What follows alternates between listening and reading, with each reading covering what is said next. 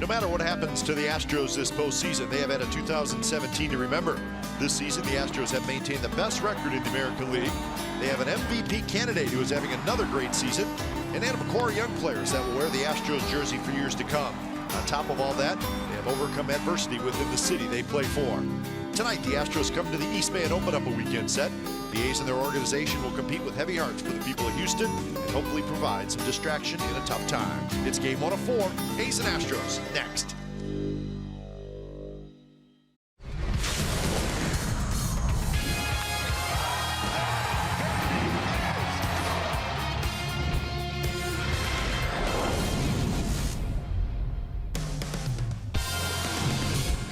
Well, after an off day yesterday, it is back to work for the Athletics as Josh Reddick and the first place Houston Astros are in town. The A's will send the young right-hander Jharel Cotton to the mound in game 1 of the series. It's the Oakland A's and the Houston Astros coming up on NBC Sports California, powered by Xfinity. Good evening, everybody. Welcome to Oakland A's baseball. Along with Ray Fosse, I'm Glenn Kuiper. Final series of the year between the A's and the Astros, and the Astros are just rolling along toward the postseason. Ray, what a season they have had. I mean, they have had just about everything go their way. They got 86 wins. They're closing in on the AL West title, and there's just not a whole lot of weaknesses on this team. And, you know, Cap, they did it the right way. They had a bunch of young players that played together. They lost a lot. Now they're winning. So they've added some veterans, and you look at what they've done on the road. They got Verlander in a late trade. Everything is working well for them, but everybody knows that they're going to win the division. It's just how well they're going to do in postseason. That's going to be the biggest question for them. You saw Jharel Cotton. He'll be facing the Astros for the 3rd time this year. Last time he faced them, he actually beat them. So we'll see if he can build on that. And he probably looked at the tapes of that game to see how he did. And they looked at Jharel Cotton as well, but he has to use all of his pitches, the fastball, the curveball, and the changeup, and he has to be consistent. He has to believe that he's good enough to beat this Astros team. They do have Correa back. He's been on the disabled list, but they have the full lineup as they're getting ready for postseason. But I think for Jharel Cotton, he has to be looking at one thing: double figures and wins. If he plays and pitches well the rest of the season, he's got a chance to do that. All right, and the Astros will send the veteran right-hander Colin McHugh to the mound. He beat the A's last month. And the Astros sitting on that 7-game winning streak. A's will try to slow down the first-place Stros. We'll have lineups and first pitch right after this.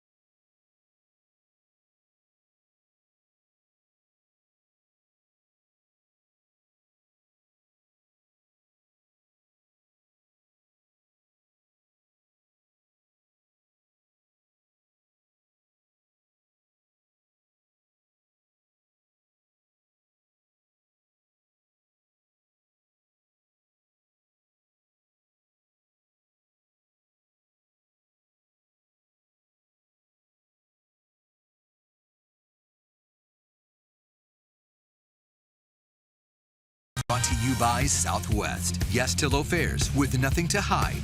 That's transparency. By Toyota, the full-line automaker with the longest-lasting vehicles in America.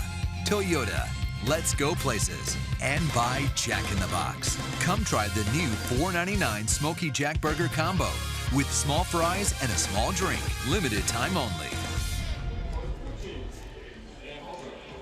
So, beautiful night for baseball at the Coliseum. Jarrell Cotton and the Athletics set to take on the first place Houston Astros, the first of a 4-game series. Game time weather for tonight is presented by the Santa Cruz Beach Boardwalk. The admission-free boardwalk is open this weekend. So, it's cooled off, 64 degrees on a Friday night here in Oakland.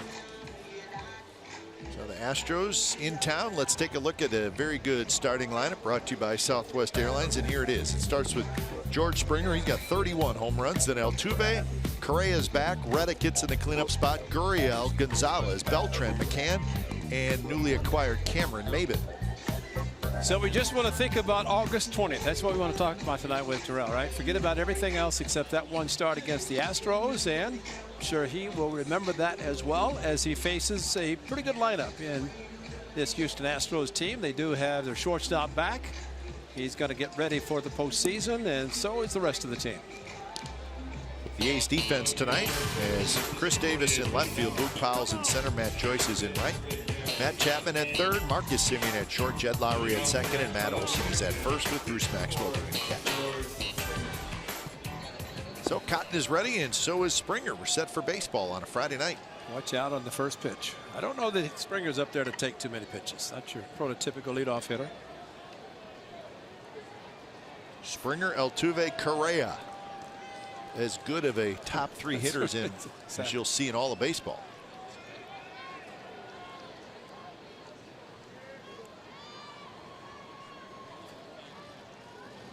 First pitch of the ball game is a fastball at 93 miles an hour, and that's in for a strike. Springer at 295, 31 home runs and 75 RBIs. Also has 25 doubles.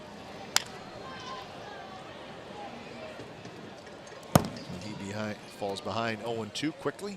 Umpires tonight, that's Sam Holbrook. He's the crew chief and he's calling balls and strikes. DJ Rayburn, Greg Gibson, Ramon DeJesus.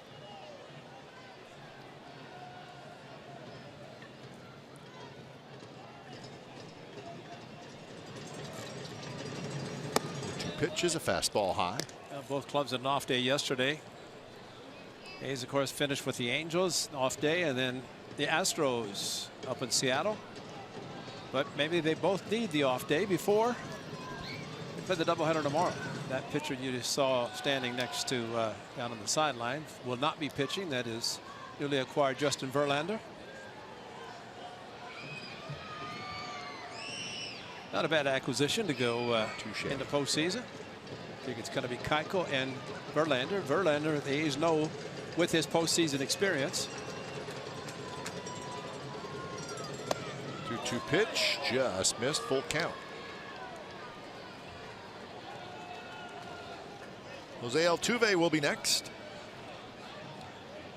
Careful with that weighted pad. It's bigger than he is. Yeah. He swings it like it's a toothpick, though, in reality, when he hits. Good swing by Springer. He got a fastball, fouled it straight back. Jarrell Cotton just 4+ innings in the last start against the Mariners up in Seattle, and so he's got a lot of, actually 71 pitches in the game, so he's got a lot left after having the game that he pitched 7 days ago. I think it's 6 days ago. This late in the season may not be that bad to be able to have a smaller number of pitches, but be ready to pitch tonight against a very good team. So he walks Springer. Better numbers the last 3 starts for Jarrell Cotton. Facing Houston, Texas, and Seattle. 2-0, 3.78 ERA. Well, it started with the Astros and the Rangers, and that's what's good about those starts. And just try to remember how well he did against this team. That was down in Houston. Had a good start against them last year as well on the 19th of September. First pitch to Altuve is in for a strike. 351 is the average for Altuve. 21 homers, 72 RBIs. He's got 36 doubles. He's got 4 triples. He's got 31 stolen bases. Sounds like an MVP candidate. That's right.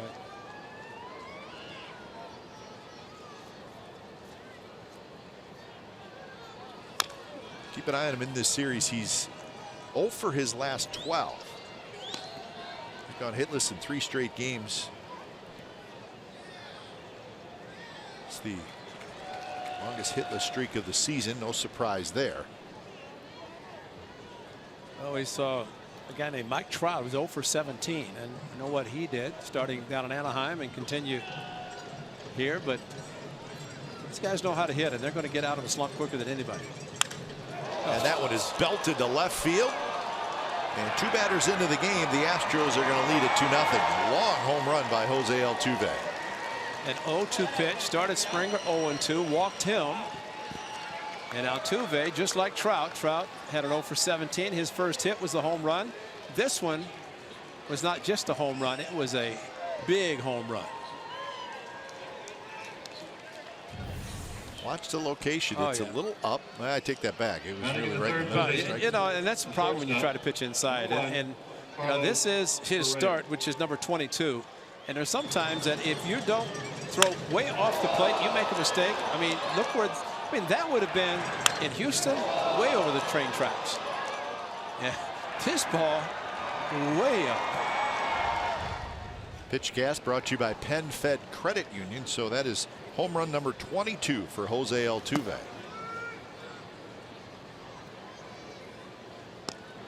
10th home run allowed by Cotton in his last 28 2/3 innings.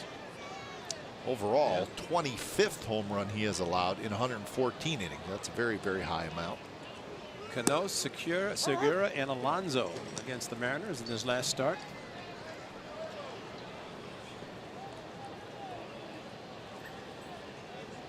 Correa 310, 20 homers, 68 RBIs.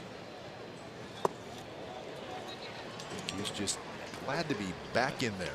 Correa missed quite a bit of time. He missed 42 games. Tore a ligament in his left thumb. It was back in the middle of July.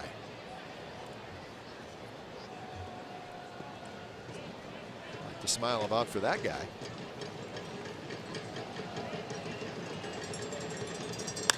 Two pitches sliced foul. This is the injury to Correa. Again, it's his left thumb and head first slide, and sometimes ow. And that's the problem when you slide head first. You miss. So he did try to play after that, but it just was not happening. I've always said, and that was his hand. You ask if it was a strike as he swung through it, but when you jam your hand into a shin guard, just think if your head is the hand versus the hand. So unfortunately, it was just the hand. Got through it, swings through the fastball. But he's got the month of September to get well and ready for postseason. He will be ready. Exactly. So here's Reddick. Reddick hitting in the cleanup spot. Reddick having a very fine season, his first one in Houston. He's hitting .313 with 12 home runs and 74 RBIs. He's got 28 doubles, 3 triples. So his home run total is not huge, but a very good RBI total. Look at the on base percentage and the slugging. Sitting on a 6-game hitting streak. He's 11 for his last 23. So the hot streak has raised his average up to .313. Those are the AL batting average leaders. Reddick is 4th in the league in hitting. So Altuve is going to win the batting title again. Yeah, Ofer still hit .351 coming into the game. So that says a lot about his ability to swing the bat. 22 home runs, but also enough hits. It's going to lead the league again in hits, more than likely. Yuli Gurriel will be next.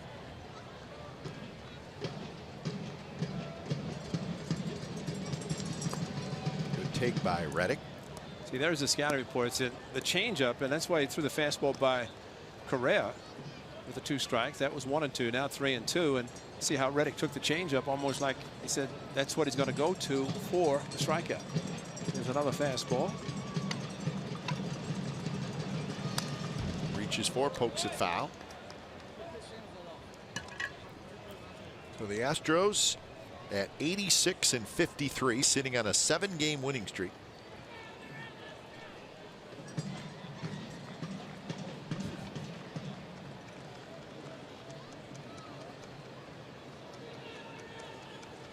Astros made the postseason in 2015, missed it last year trying to get back.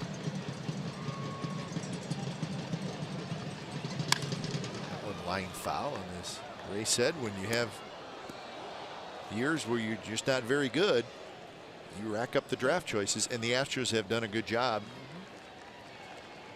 2013 they lost 111 games, but significantly better in 2014. And then things started to go in the right direction in 2015 when they won the wild card as Reddick walks. Reddick took that pitch like he knew it was coming. That's right. Just like he took the 2-2 changeup, same way. And you know, sometimes that happens. You're either confident in watching scouting reports and seeing some tendencies, or tipping the pitch. You know, you never know.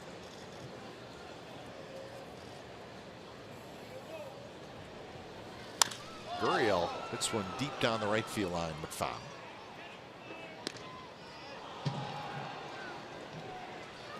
So 0-1 the count. Okay, one of the things, look where Maxwell tries to go again inside. What does this tell you? Right in the Why middle try? of the plate. That's twice he's tried to go inside and he's left the ball in the middle of the plate. Sometimes you have to say forget about maybe what the scouting report is, maybe what you're trying to do to him, and go away from it, because it's pretty obvious in 2 pitches that he's tried, he couldn't get it in. I mean, it's not that you don't continue, but off the plate, maybe throw it at the hitter if that's the only way you can get it inside where you want it. And I'm not condoning hitting somebody, but sometimes you have to pitch far enough inside to make it seem like that. But you have to have both sides of the plate, and by all means, if you're having a difficult time getting it in where you want it, then you do not go back. Well, it's something to watch for here as this game goes on. See how often Maxwell and Cotton try to go inside and whether it works or not. Yeah.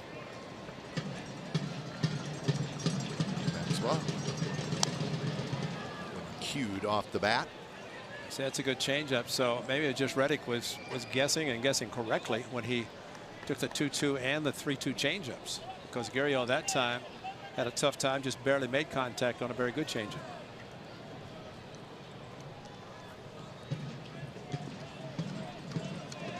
So 1-2 to Gurriel. 27 pitches already in the first inning for Cotton. Still only 1 out. It's foul. The Astros making Cotton work.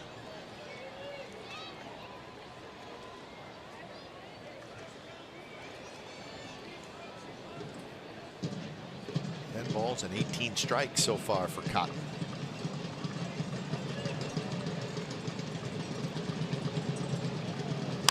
There's a shot off of Cotton, and it's going to be a double play. Jerome Cotton lost his glove. He goes back to pick it up.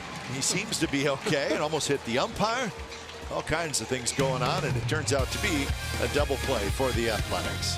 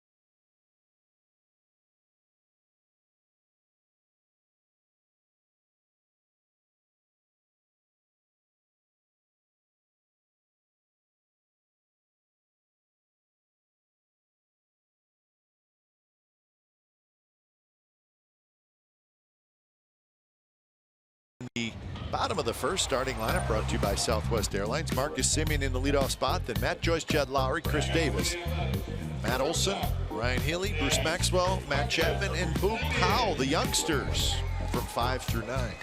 Colin McHugh on the mound for the Astros, and yes, he's had a lot of success against the A's, although he's not made a lot of starts this year for a number of reasons.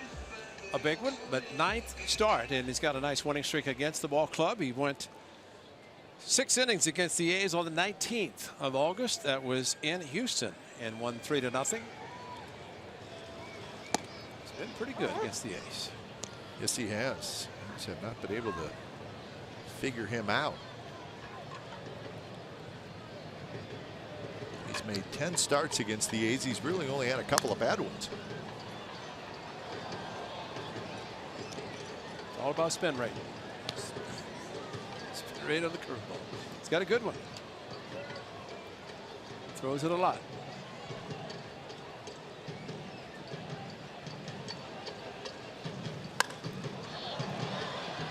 Left field toward Reddick. Reddick waits. He's got it. So 1 away.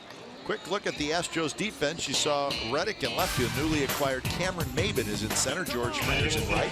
So that's a very good outfield. Gonzalez at third. Correa at short. Altuve at second. Gurriel at first, with Brian McCann doing the catching. Cameron Maben went from the Angels to the Astros. He had a big hit the other night. Won a game for Houston. They have the best record. They may play his former team if the Angels continue to play as well as they have been. Angels for the wild card. The Astros, the team Maben's playing for right now, would be the division league winner. Joyce swings and misses. And the Angels and the Mariners opening up a series tonight. Velasco and Leak. Angels got a couple runs in the first inning. Line drive, right field. That's a base hit.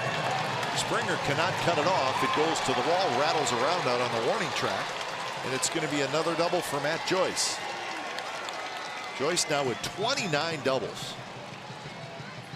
Well, he just reacts so quickly on the pitch after swinging a pitch away from him, then a pitch inside, just reacted, popped the hands, the hips, and all of a sudden the ball shot past Springer. And let's not forget the outfield's very quick, as I think Springer just found out right there. One hop and it goes to the wall. He had a chance to cut it off if it had landed softly, but it did not. The top spin past him quickly, and an easy double for Matt Joyce.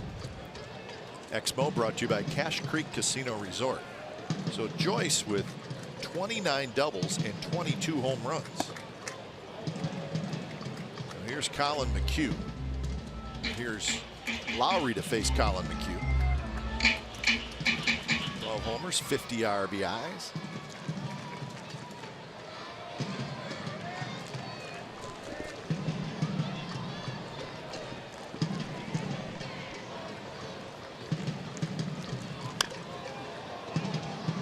He's got to figure out a way to beat the Astros. They're 3-12 against the Astros this year. The problem is the Astros have won all 6 games here at the Coliseum, so that's not fun when the team is coming into your building and taking it to you. Well, you saw their road record, best. Terrific. And that says a lot. I mean, you like to play well at home, 500 on the road. They far exceeded that away from Minute Maid Park. Shallow left field. Reddick comes in. Reddick waits, and he's got it. If you combine what you said about the Astros defeating the A's, and then Colin McHugh's got a 5-game winning streak against the A's going back to 2015 So it just seems like he takes the mound and he wins. 7-1 in his career against the Athletics. 1 start and the win on the 19th of August, we mentioned, and that's it. So one of those, yeah, I'll pitch. I'll be okay. He probably looks at the schedule. That's right. Pencil me in. See, Nolan Ryan was like that. Whenever it was twilight in Anaheim, and April the 1st, if there was a twilight game in September, Nolan would be pitching. Why not? Yeah, because you couldn't see, and you're just afraid you didn't get hurt. You did now with his son Reed, who is the president of the business side. Nolan, one of the many former Astros in the staff, actually in the front office. They've got a Hall of Fame list of front office former players. 0-1 to Chris Davis.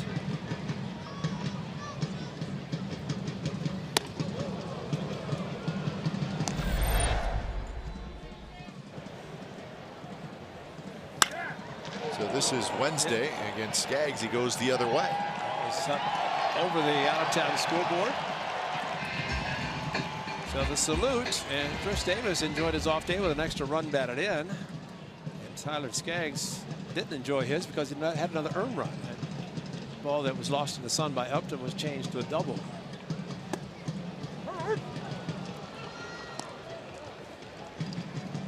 So it gave Chris Davis another RBI. Yeah. So he now has 99 RBIs. Still got a shot.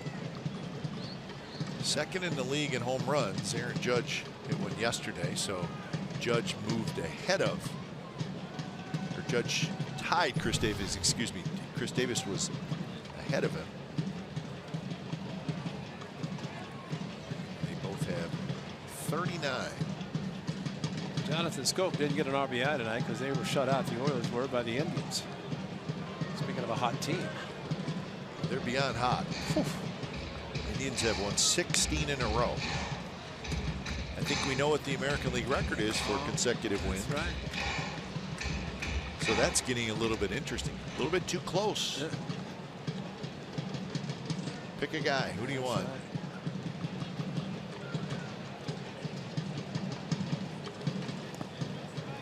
Blocked nicely by McCann.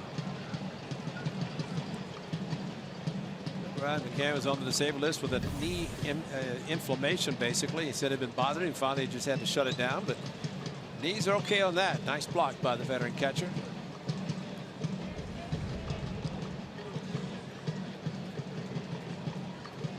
McCann is still not back. He No, getting close. Went out on his rehab and then re-injured or injured his hand. He went back for the concussion symptom, the DL. Yeah, he's really the only position player that the Astros are without as far as important position player. Gaddis is one of their guys.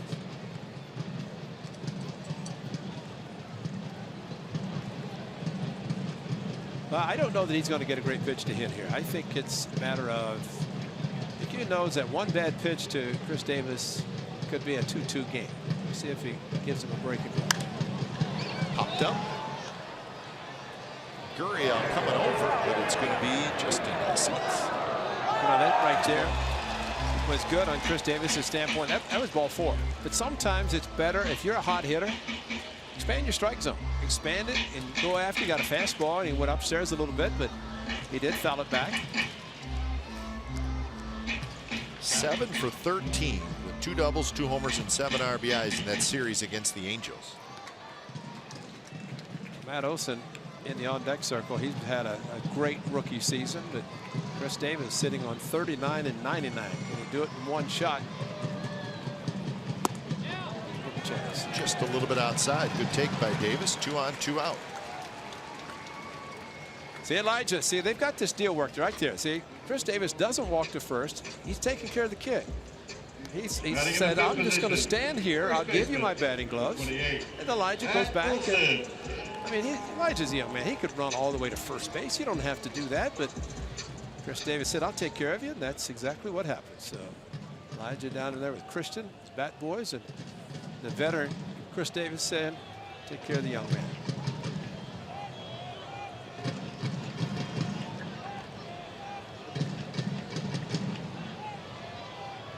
So here's Matt Olson. First pitch, not close. Olson at 259 with 15 home runs and 30 RBI. Brian McCann was talking about that he and Olson are from the same area. McCann didn't even know it. And also that, of course, Frenchie Francoeur that McCann played with Atlanta. It's Olson and he are born in the same city. We saw Brian McCann down in Atlanta with John Smoltz on the mound. Now McCann, Yankees, and now the Astros. That's the curveball, that the signature pitch from the cue. So 1-1 to Olsen. Skies one to left. Reddick looking up, says he sees it, and he's got it. Side retired. A's strand a pair. Second inning coming up. It's the Astros 2 and the A's nothing.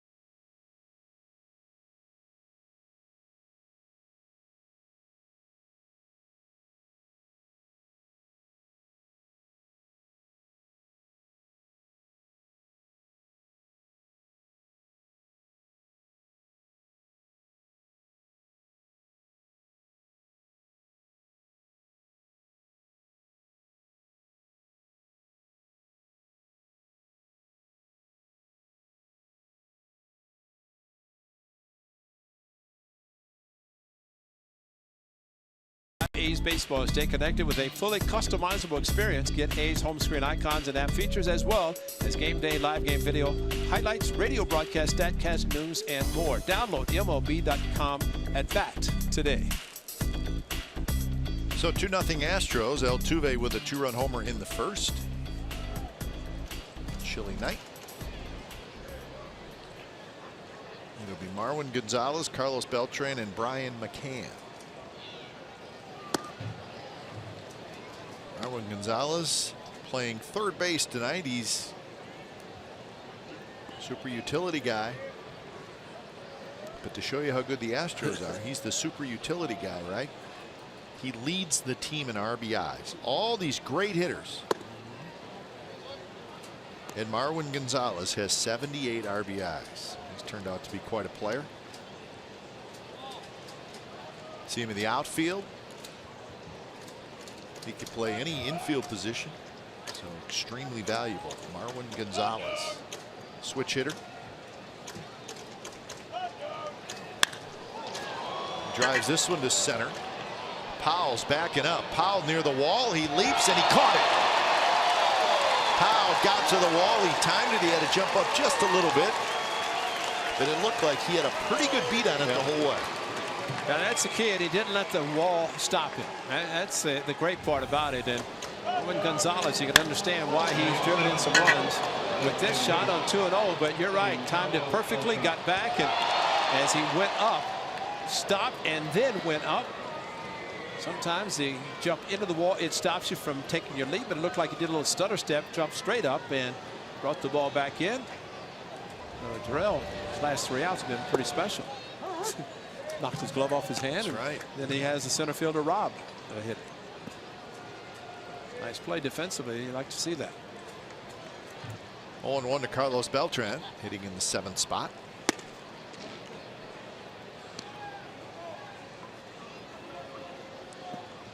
.233 for the veteran. 14 homers, 49 RBIs.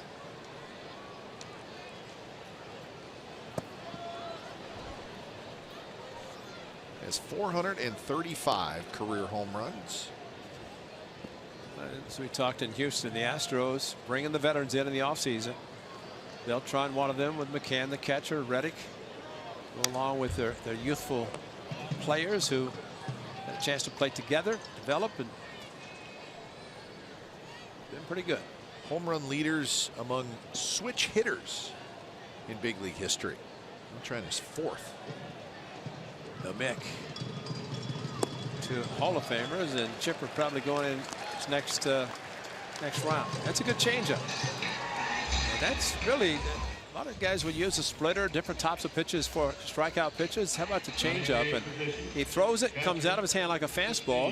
And I guess you could say everybody but Josh Reddick, he's fooling them. Reddick, he did not. That time, a very good changeup to the veteran Beltran. So 2 outs. Here's McCann. First pitch right in their first strike. Fastball, cutter, change, and the curveball.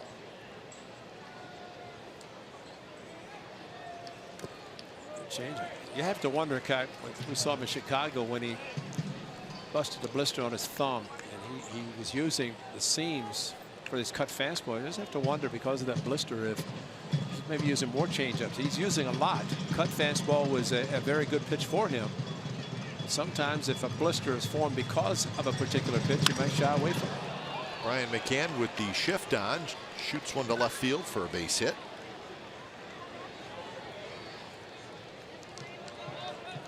So McCann has a 2-out single, and that'll bring up Cameron Maybin. Well, the high fastball after a very good changeup, but with a shift, and he gave that look at the dugout and said, well, and this is an old well. I remember he played at Yankee Stadium where he's a left-handed hitter. It was great in the right field seats.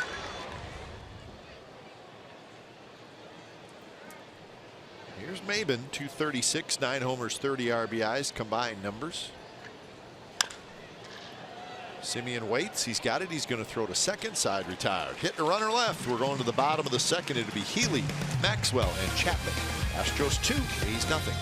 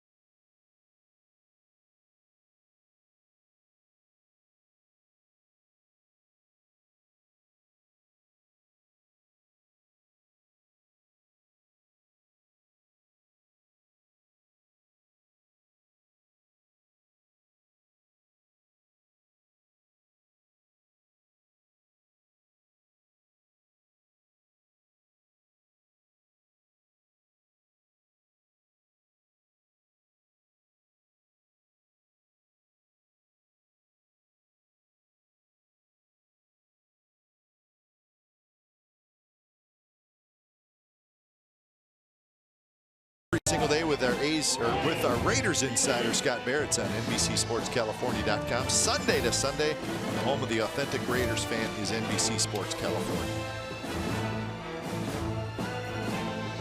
Ray Foss is excited about Sunday, week 1 of the NFL. Can't wait.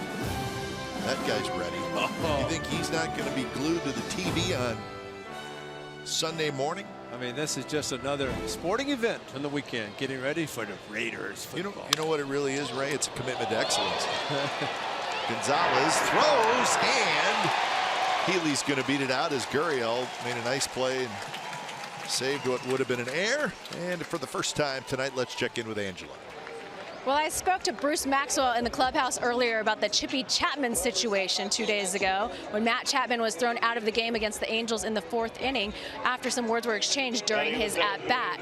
And Bruce told me that catcher to catcher, it's just unprofessional. Catchers don't give signs when a hitter is digging into the box. We wait till they get set. He went on to say that Angels catcher Juan Graterol shouldn't have been staring down our hitters. Bruce would have said something if he was at bat, and though Chapman did the right thing and he was cordial, and it was unfair. As for the Angels' allegations of sign stealing, he said it's absolutely false and none of us care. It seems like all around the clubhouse, guys respected Matt Chapman for sticking up for his teammates and even as a rookie showing his leadership skills. Guys, back to you in the booth. All right. A little controversy the other day.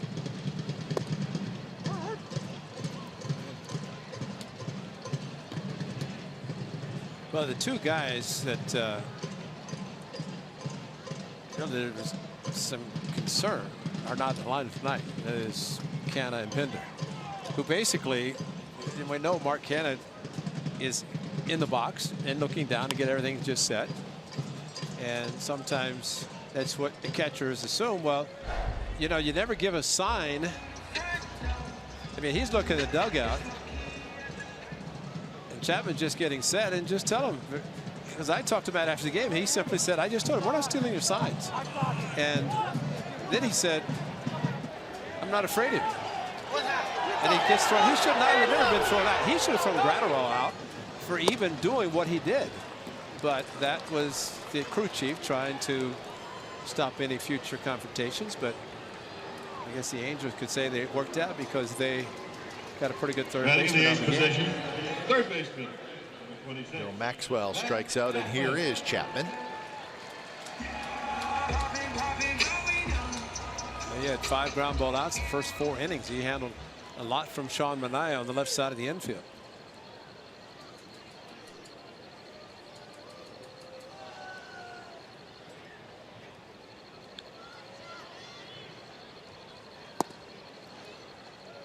I thought Mike Everett overdid it a little bit. Just a little. Just a little. I thought he tried too hard to take control of the situation. A, by throwing Chapman out, which wasn't necessary, and B, by then reprimanding Chapman, which I thought was quite unnecessary, because after that he had a long chat with him, almost like a teacher talking to a student, and quite frankly, I don't think that that was needed at all. No, and then for him to also warn both benches after that, you know, I mean, I don't know. I thought it was just unprofessional, really, on his standpoint, and everything that he did to try to diffuse something that was not even necessary. And talking to some guys after the game, there was, you know, first of all, it's so hard. If a hitter is at the plate, he might look back and try to find location. And I know Mike Scioscia's quoted saying about the shadows. Yeah, there's shadows right now. If you want to look out if the catcher moves too quickly, you can see the shadows from the light standards, and you watch the catcher where he positions himself. That's why Brian McCann waited late. I mean, he's a good catcher, McCann is, and he does. See the shadows where the hitter, the umpire? Well, you see if the catcher moves to his right, he's going to create a shadow, and all the hitter has to do is really look out back, and he can see the shadow and know the catcher's on the outside part of the plate.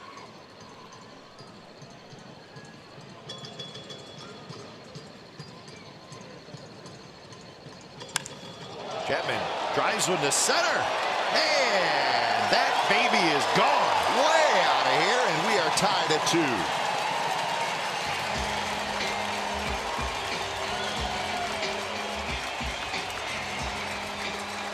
Number 11 for Matt Chapman. Well, the young man is so strong, and he just proved it. That was his own power. His own power on a breaking ball. He just waited and unloaded his upper body strength. Watch this. Curveball, gone. 80-mile-per-hour curveball, plant the front foot, and that's just all him. And this ball went way over the photographer's wall in left center field. And the center fielder, Maven, just kind of turned around and said, nice shot. Gone quickly.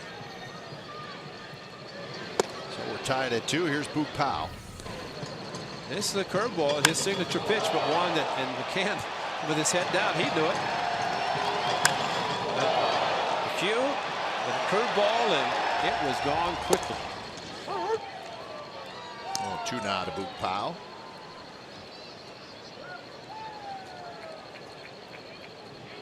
Powell at 255 with a homer and 3 RBIs.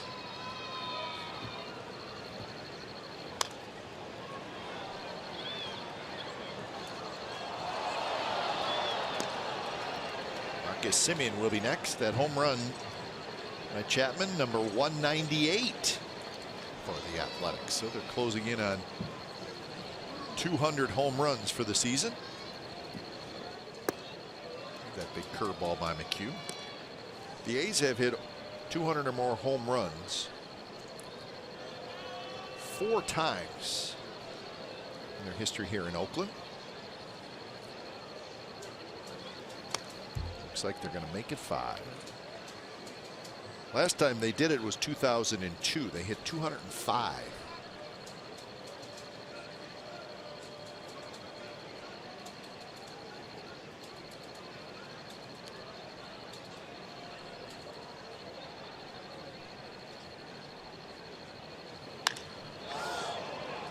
Toward left field where Reddick is there, and he's got it. So 2 outs here in the 2nd inning. So the first 9 batters, fly ball left field, double, fly ball left field, walk, fly ball left field. And then this one. So Reddick's been pretty busy in left field. As you and McCann talked maybe about the curveball that he hung to Chapman.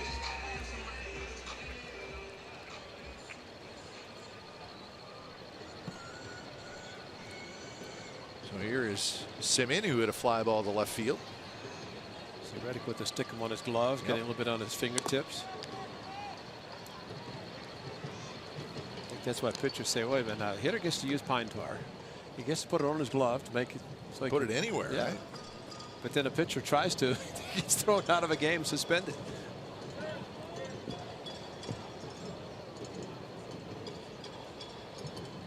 Well, the best thing about that is I think hitters are okay with pitchers using pine tar. Yeah, if they can control it better. Just don't be obvious. Don't put it on the side of your neck. A glob.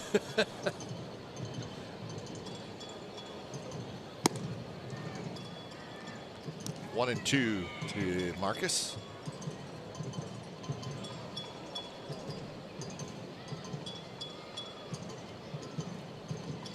Astros play Semien a little bit toward right center field.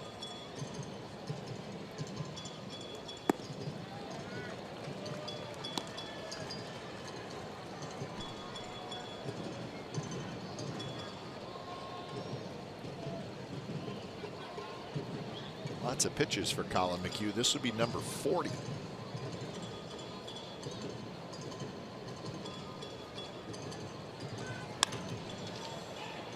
Correa charges it, throws to first in time. Side retired. Matt Chapman with his 11th home run of the year. This was a long one, folks. So we are tied 2-2 after 2.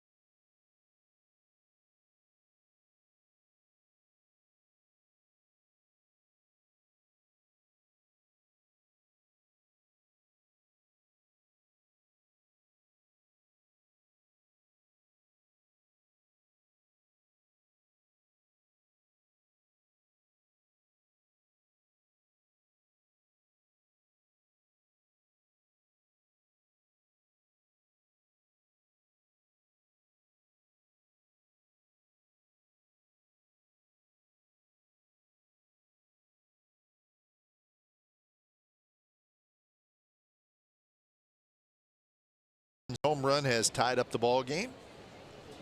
So we'll see how Jharel Cotton handles that, facing the top of this Astros lineup. That pitch missed somewhere. He did a good job in the first time to the batting order, throwing 7 first pitch strikes to the 9 batters he faced, but the results weren't all that good, especially the leadoff hitter and Altuve. The walk and the 2-run home run both started with the strike. Both started 0-2. See, there's a cut fastball. So it's good to see him throwing, at least throwing it maybe not as much as he did when he had the blister, but at least he's got back now in a tie game.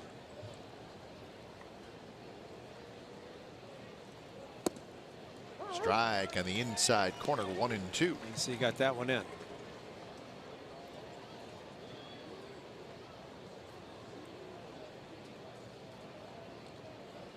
Springer walked and scored in the first. That was a hanger.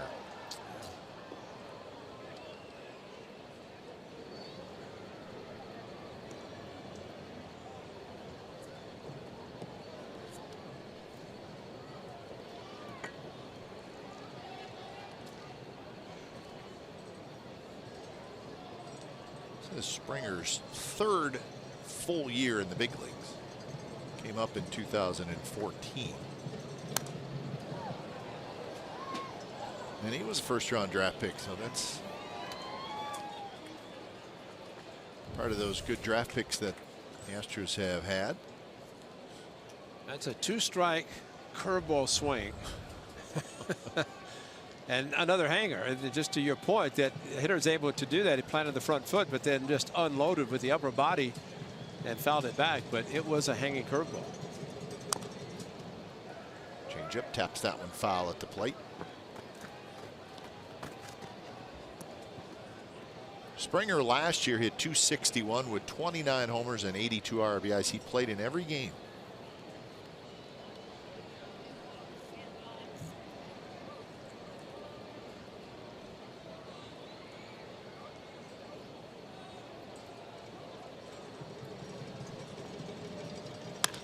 Pitch. He's hit hard in the hole. Simeon has it, and he'll hold on to it. It's going to be an infield hit for Springer. Springer's very fast. Another 2-strike base hit, and it's amazing they just do not give up. And I think one of the problems sometimes is that you just don't go right after the hitter, man. Hanging a couple breaking balls he tried, but then ultimately gets back to the fastball. Nice play by Simeon, but at that point the only thing it did was keep the ball from going to the outfield. That's the only thing.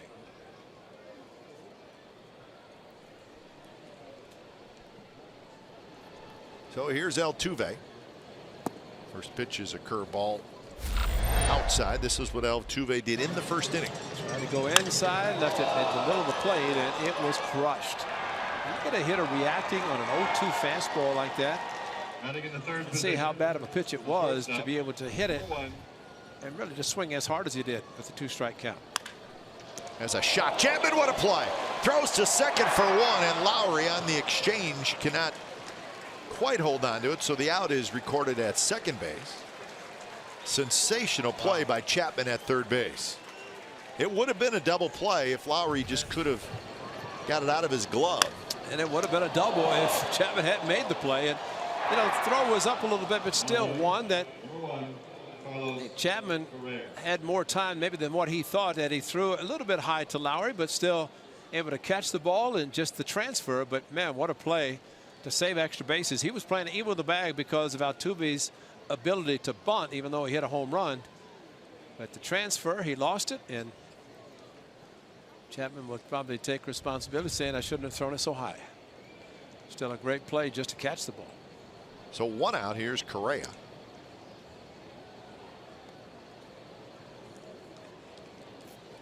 Altuve with 31 stolen bases. He's been thrown out 6 times.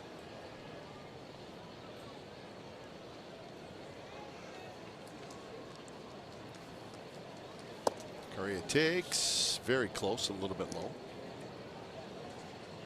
So stolen base leaders Altuve and Cameron Maybin are 1 and 2 in the American League. So Maybin certainly adds a speed dimension there. Davis to Shields and Dyson with 28. that's off of Cotton right to Chapman. Chapman picks it up, throws to first. So Cotton was off some part of his body, but it got a magnet tonight. Chapman.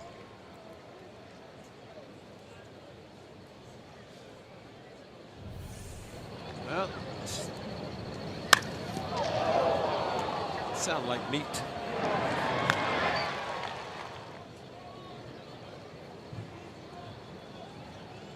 Back of the right knee. Yeah. He's looking for the out. He didn't care about that. That's another assist for him. He got one in the first inning on a ball back off his glove. Well, it's the follow through, and but nice reflex by Chapman to get Speedy Correa. He robbed him of a base hit in first and third.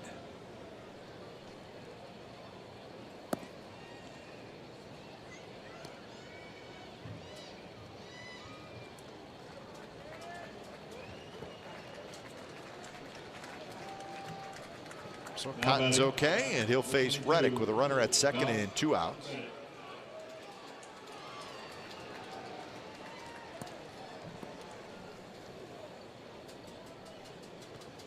Reddick walked in the first inning, then was erased on the double play. Holman Road splits for Reddick. Likes Minute Maid.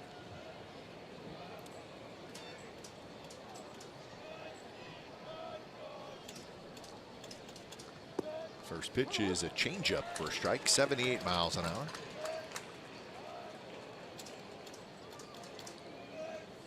If you're a hitter on that, it's not the pitch you want to swing at, because if you do, you're probably going to hit a ground ball to second. Yeah, it's like throwing a first pitch curveball, first pitch changeup, anything soft, you just let it go. If it's a strike, tip your hat.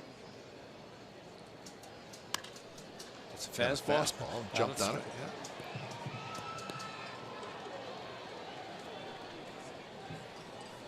Josh had said that after signing the 4-year contract with the Astros, he bought a home in the Houston area, and let's hope I didn't get a chance to ask him, but A.J. Hinch said his family lived about 30 minutes outside of Houston. Everything was okay. Steve Sparks said his in-laws got hit pretty hard. At least some of the children, the homes that were there. And we hope the best for Darren Bush and his family. He says his home is right in the path of Irma, Hurricane Irma, down in Florida. So a lot on Darren Bush's mind as well, as he hitting coach for the Athletics. So a lot of devastation in the Houston area, and now in Florida. It's supposed to hit land tomorrow morning, right? That's fair. Down the third base line, headed toward the A's bullpen. Altuve will score. Reddick will have a big 2-out RBI double. He went the other way to pick up his 75th RBI. Pretty good hitting by Reddick. We saw a couple of springs ago when they shifted him to the right side. He intentionally tried to hit the ball to left field, and this was a hanger away from him. He saw it all the way, knew it was outside, just like Brian McCann with a fastball. And like McCann, to the opposite field, only unfortunately this time it would bring in a run that gives the Astros the lead again. Just sliced it in. Hard off the sidewall, but no chance to get anybody. So here's Gurriel. And Gurriel drills one down the left field line near the foul pole, and it is gone. 2-run shot, and it's 5-2 Astros.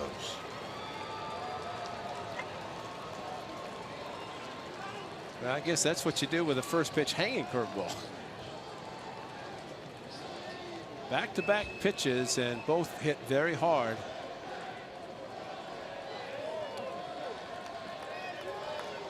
Now that's his hanger. Yeah, it's a curveball, stays right there, and he crushed it. I mean, that's right in the middle of the plate. Bat wrapped a little bit. Perfect bat speed for his curveball. Crushed. It looked like what a Cespedes on that swing. Enough Cuban players. It had the distance, plenty of distance. No doubter. Unfortunately.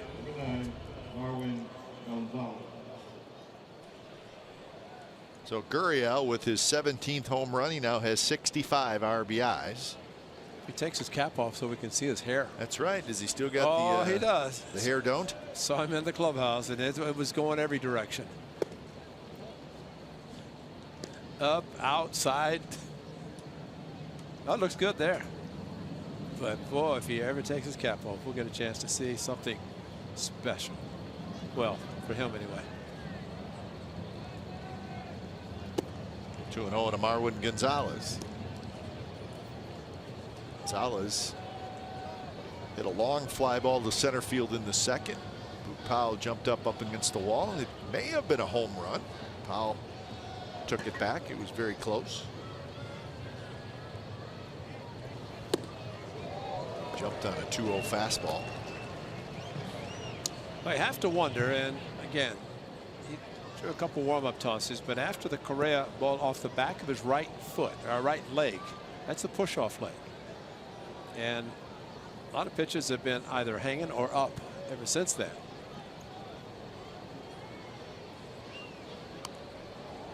Bunt attempt by Gonzalez, fouls it back. Foul back and looked to see and felt the warning track, and I think you're right. I think it could have been over the fence right there. Brings it back a bit. Yeah, hopefully hit the top of the fence and more likely gone over.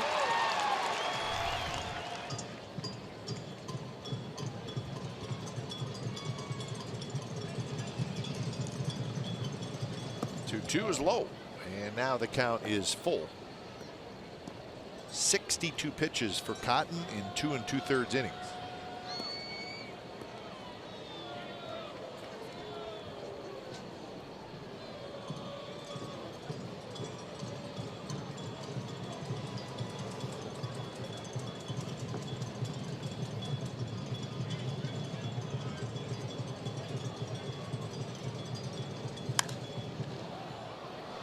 Chris Davis in a little bit. Waiting. He's got it, and that will do it. But Reddick with an RBI double. Gurriel with a 2-run homer. 5-2 Astros lead.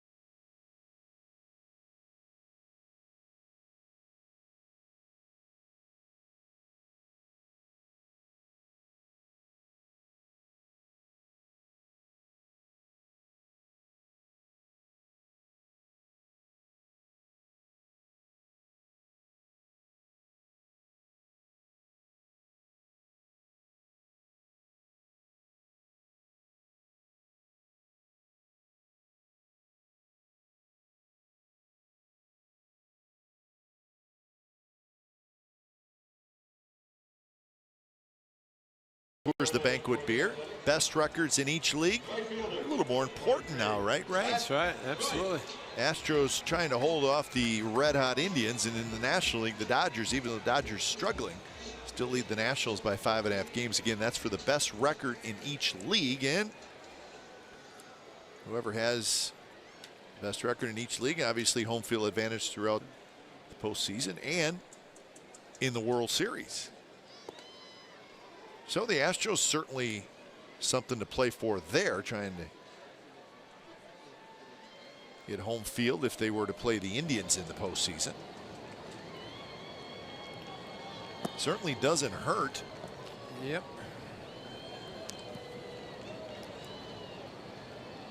Isn't it amazing? You get down the last 3 weeks of the season, and it's not so much winning the division, it's home field advantage. And it gives you a reason to continue to play hard and play for something down the stretch.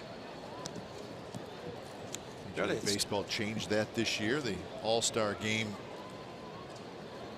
used to be the decider and who had home field advantage in the World Series. That is not the case anymore. It's probably a pretty good move. Hit well to center. Maben back. Maben at the wall, and that baby's gone. Number 23 for Matt Joyce.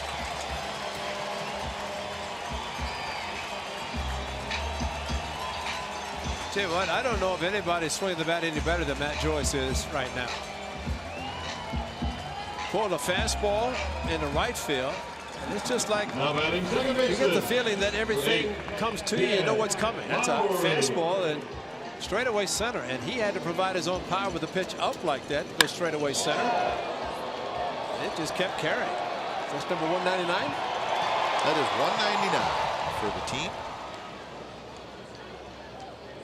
Ongoing career high for Matt Joyce, number 23. That was the big fly, straightaway center.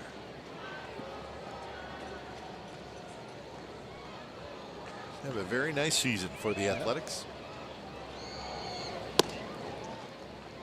2-0 now to Jed Lowry, who hit a fly ball to left field. First at bat.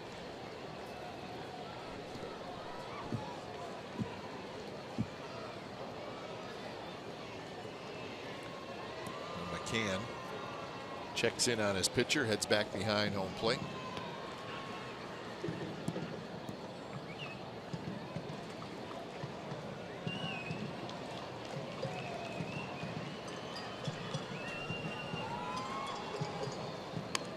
Lowry bunts it with the shift on. He just bunts it a little bit too hard. Not a bad idea.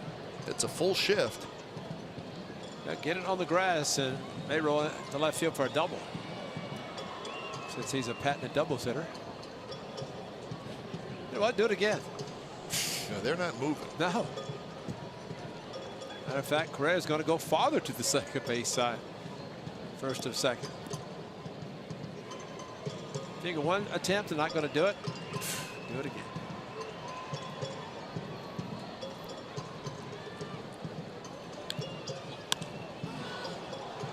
Shallow right field. Altuve out. Springer in, and Altuve makes a basket catch. So a little uncertainty there between two guys who play pretty much every day. That's a long way to go. He looked to Springer. Springer's going to get there. And when an infielder looks up, he looked up to see where Springer was and then continued to go after it. But I'm sure at that point Springer's calling him off and got out of the way, fortunately, instead of colliding with him. But had a long way to run. Lowry with good power to the opposite field. This one's going to stay in the ballpark. As Cameron Maben grabs it, so Chris Davis goes after the first pitch. He's retired. Every time Chris Davis hits a ball in the air, you really do think it's going to go out. So 2 outs. Here's Matt Olson.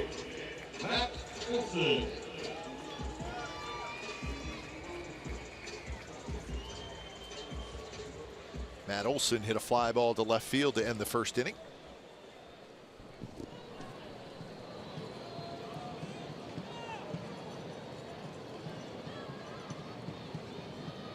Terrific stretch. He tries to bunt, but this time it's right back to McHugh. And Matt Olson, who not happy, he may never bunt again the rest of his career. He probably shouldn't. Matt Joyce with a home run, his 23rd of the year. It's 5-3 after.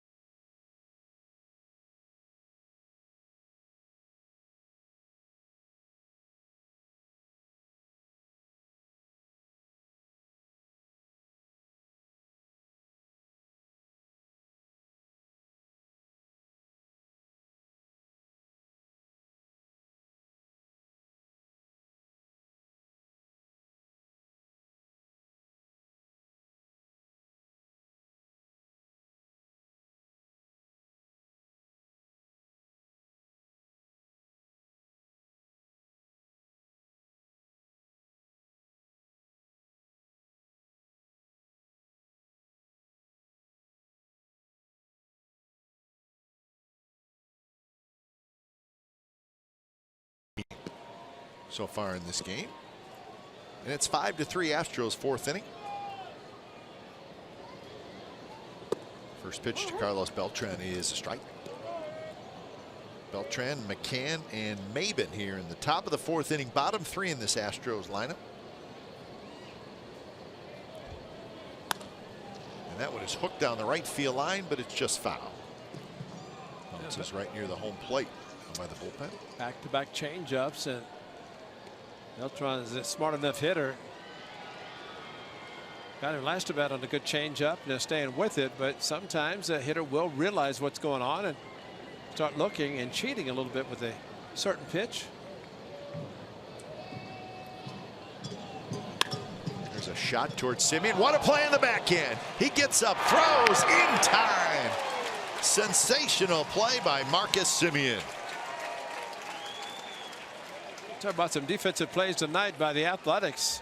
Whether it's robbing a home run, robbing a base hit, balls off a pitcher, over to an infielder, and this one a great play by Marcus Semien, up quickly, and Beltran can still run, especially from the left side.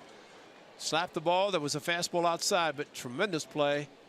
Diving to his right, up quickly, set himself, good four-seam grip, and made a strong throw. Worth another look. Yeah, that's a pretty special play. And this time he knew, spring or no, but considering the way he made the play, you got Carlos Beltran. 1-1 the count to McCann.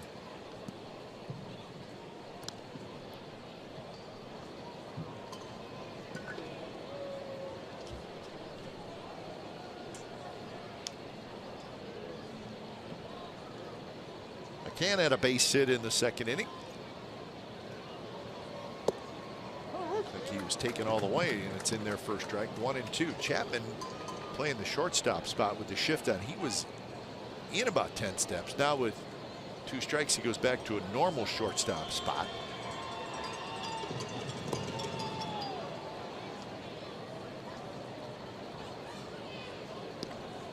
A lot going on in that game up in Seattle as well. The Mariners now leading the Angels 4-2 in the third inning. So a lot of runs up there, a lot of runs here.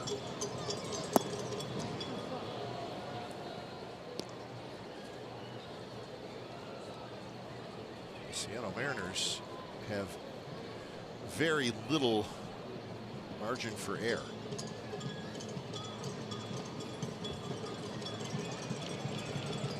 McCann hits a high pop-up foul.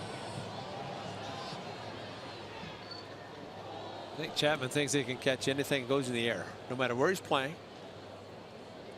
He started sprinting. He's way over. He made the play in Toronto, so I guess you make it there, you make it anywhere. Similar setup when he made the play over by the side rail. That's New York. Get it? Make it there, make it anywhere. Forget it. It's a good one. That's huh? it. No, that was not. That was a bad attempt at humor by me. That was quick, though. I took you out of a strong baseball thought there, and I apologize. I was trying to remember it. What was it in New York or was it Toronto? Yeah, it was. If you can make it there, you can make it anywhere. That's right. Yeah, it was a That's bad right. attempt by me. But I know you'll forgive me. Here's Maben. Good fastball there. Jarrell Cotton is just throwing a lot of pitches, and it's real reason as it's just one out in the fourth inning.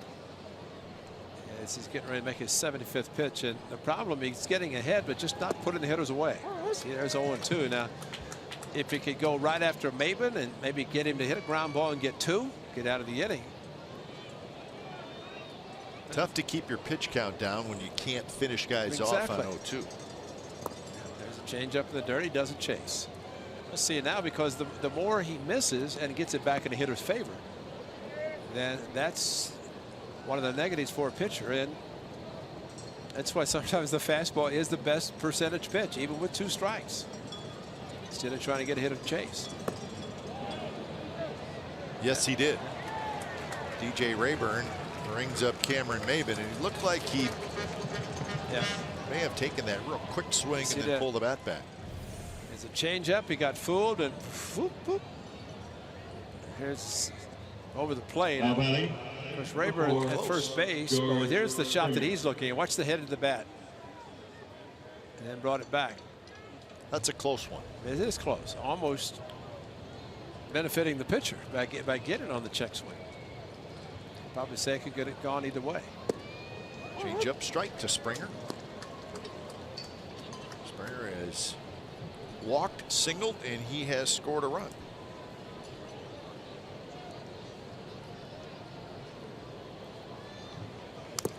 Big swing, fouls it back. McCann, the runner at first, not much speed there. He is being held on by Olsen.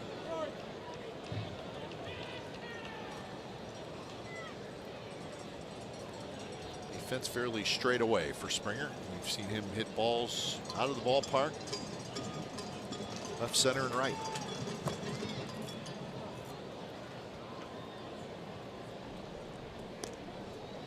Springer, all three at bats, has fallen behind. 3 and 2 have walked to the first at bat. Second at bat, 1 and 2. Fouled off 3 with a couple of strikes. Now 0 and 2. Took a changeup. It's amazing how much of a free swinger he is. Kind of reach for that one right into the glove of Lowry. Side retired. Bottom of the fourth coming up. It'll be Healy, Maxwell, and Chapman.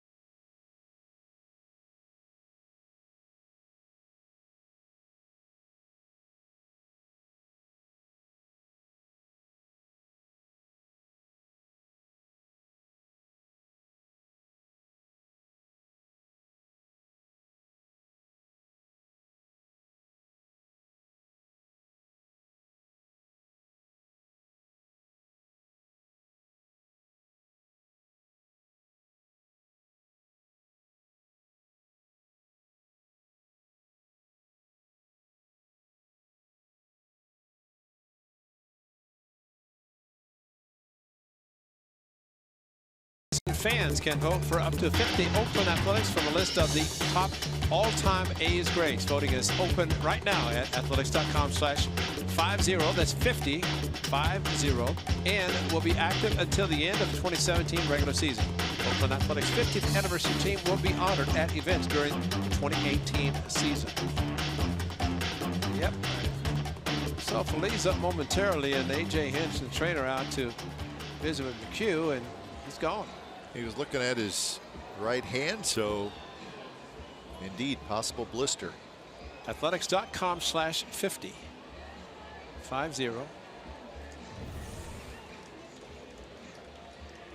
That's not what a pitcher wants to do. No. It's always curious how, like, Arvin Gonzalez saying, what's a blister look like on the finger? I've never had one of those. Let me take a look at that. Maybe I can figure this out. So when it's time for change, think Speedy Oil Change and Auto Service, your trusted oil change, tune-up, and repair experts. What is it?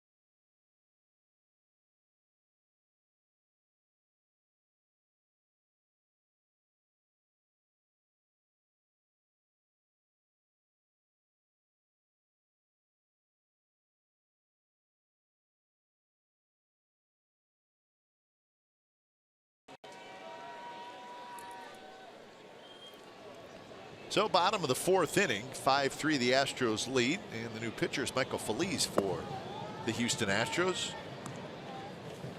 Big tall right-hander. Phillies is 4-2 with a 5.04 ERA. Lots of strikeouts, 65 strikeouts in 44 innings, just off the disabled list.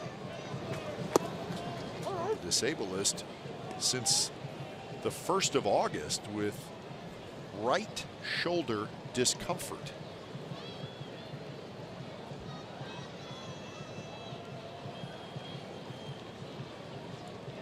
Facing Ryan Healy, who singled and scored in the 2nd inning, and he drills one towards center field, and that's going to be a base hit.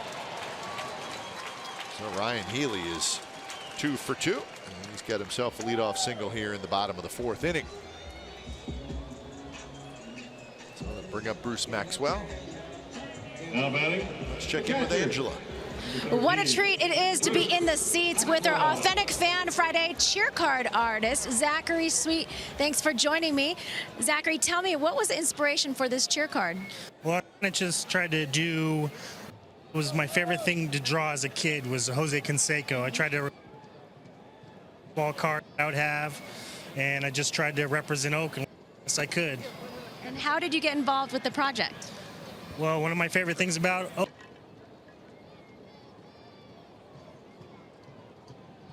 of a friend situation. Okay, I think that we're having a little bit of a mic problem, but we'll toss it back to you guys, and thank you so much. If you guys can hear, at Zachary Sweets on Instagram, follow him. It's really cool drawings, and join us for the next Authentic Fan Friday, guys. All right, so Jose Canseco Sorry, is the guy. It's pretty good, though. Yeah. Jose would like it.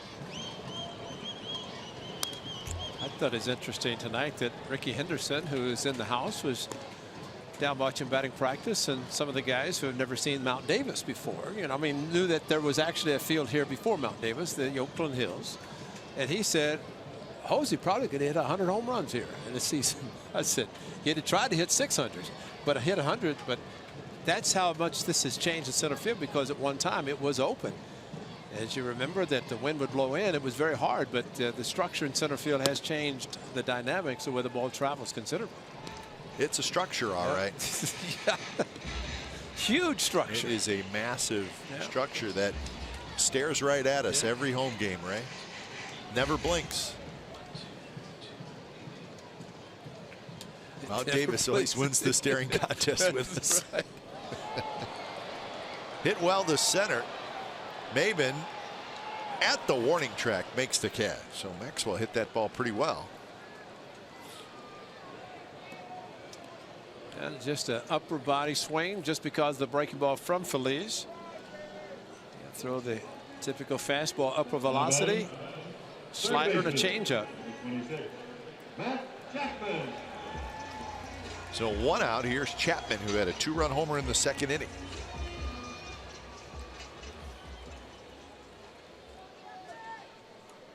Chapman now 11 home runs and 29 runs batted in. So he's done that damage in 62 games. This was a long one. Now watch Brian McCann, the catcher, after this curveball is crushed. He put his head down. He knew it was a mistake that tied the game just below the Sweets in center field. McHugh hung a curveball. Great rotation, but it stayed up just enough for Chapman to crush it. Little flare right center field. That's going to fall for a hit. Healy read it well. He's going to go around to third, and the A's have first and third and 1 out. When you're that strong, you can muscle the ball into the outfield. Get jammed, yet still have enough behind it to be able to get it into the outfield. Brought the hands in enough, but jammed him a little bit. Did not break his bat, but over the head of Altuve into right center.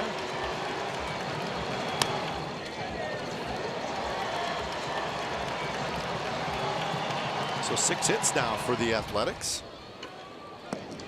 Tony Sipp is warming up, the lefty. We're going to see a few pitchers tonight. No question. Colin McHugh coming out in the 4th inning. Yeah, it's We think we saw a lot with the Angels. There's a lot of pitchers on this staff.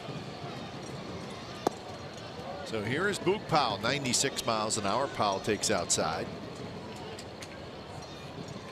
What we've seen a little bit lately, Ray, with Boog Powell is pitchers really challenging him with fastballs. Yeah. And Phillies has a good one. We'll see if he does that.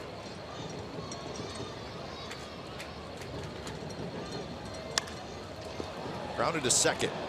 Out at second, and that's a double play. So Phillies took a little off, and he gets Powell to hit into a double play, and that hurts. He's had something going.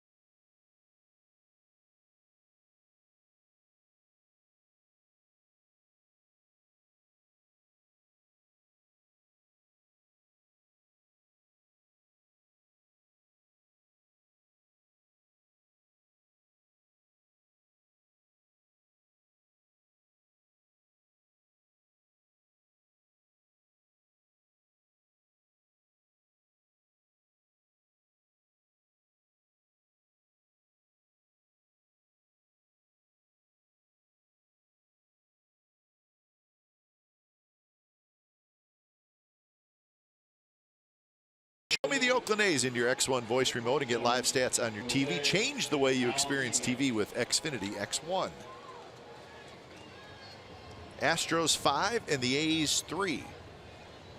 Top of the 5th inning. Altuve, Correa, and Reddick against Jarrell Cotton. Jarrell Cotton would love to have a nice, easy inning. He has not had one yet.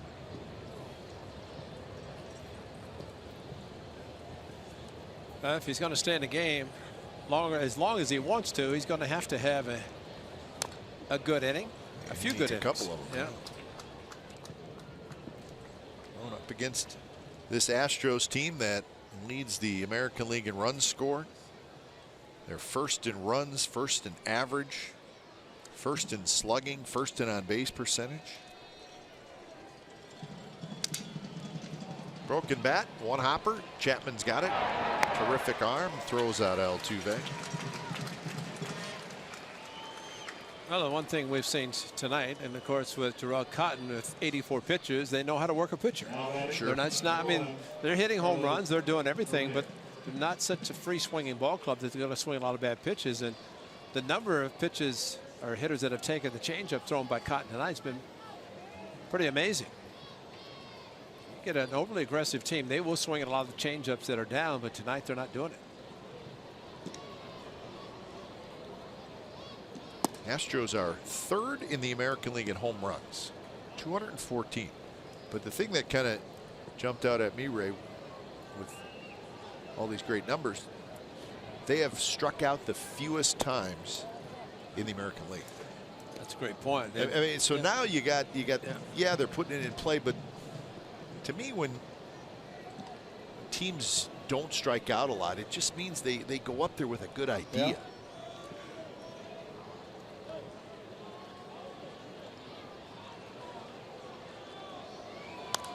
Talk about a whole different cast of characters. Remember 3-4 years ago when the Astros first came into the American League and they were really struggling. They were not a good team. They strike out at the first couple of years. They led the American League in strikeouts. Well, now it's a much different cast of characters, obviously, but fewest strikeouts in the majors. So talented hitters who go up there with a pretty good approach.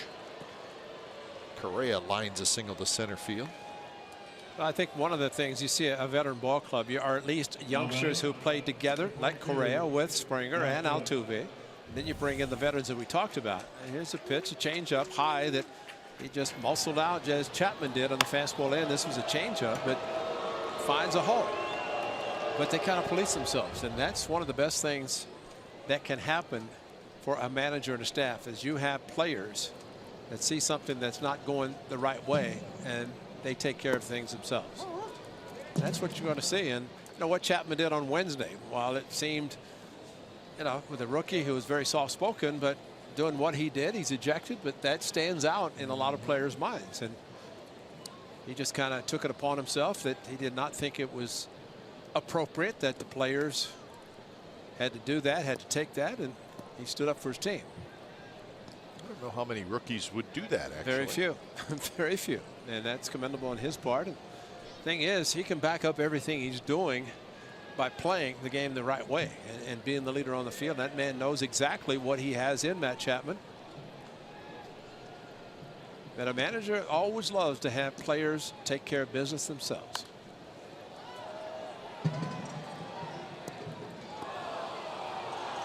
Well, we know Bob Melvin fairly well. And he sticks up for all his players. He likes all his players, but I know he's a huge Matt Chapman Absolutely. fan. He was in spring training. Yeah. He said, "You got to see this kid." That's right. Yeah. He gets a chance to see him every day, and fortunately, we get to see it as well, and it's so good. Wow. That one is belted deep down the right field line, and it is gone. Wow. Two-run homer by Reddick. And the Astros are really showing us what they're all about. Now 7-3 here in the 5th inning. A 2-strike tomahawk. I mean, that ball was up head high for Reddick. He goes down the left field line for a double. And a fastball. Check out the location. I mean, you can't do that. That's a 90-mile-an-hour fastball. Look how he gets on top of it. Yet, I mean, that's a true tomahawk. I mean, he crushes it down the right field line. But I think the point Ray, is you throw a pitch like that, if it's 90 miles an hour, a guy can still do that. Yeah, exactly. If it's 95, yeah, you'll swing and miss. Probably won't even try. You're right. But how many times have you talked about tonight about 2 strikes? Yeah, exactly. So that goes back to the whole strikeout thing, Exactly. right? Yeah, exactly. Now batting. Maybe Josh felt hitting 4th tonight he had to do something special. Yep. He's done it. Contra is the right-hander getting loose.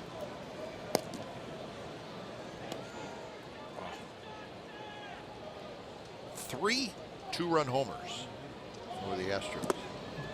Altuve in the 1st, Gurriel in the 3rd, and Reddick here in the 5th.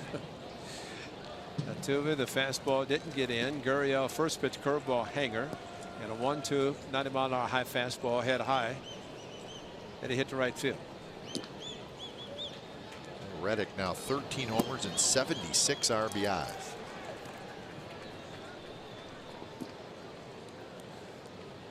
And for Jarrell Cotton, that's back-to-back games giving up 3 home runs.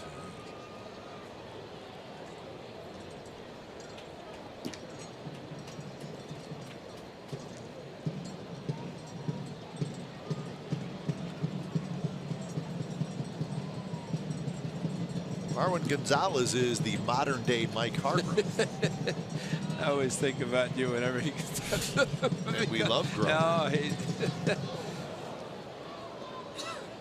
But Mike Hargrove, who got that nickname, he wouldn't be anything.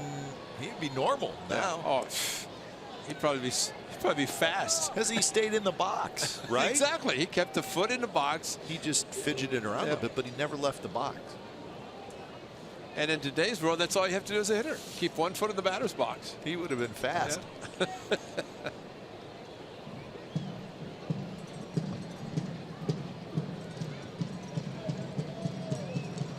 Pitch to Gonzalez.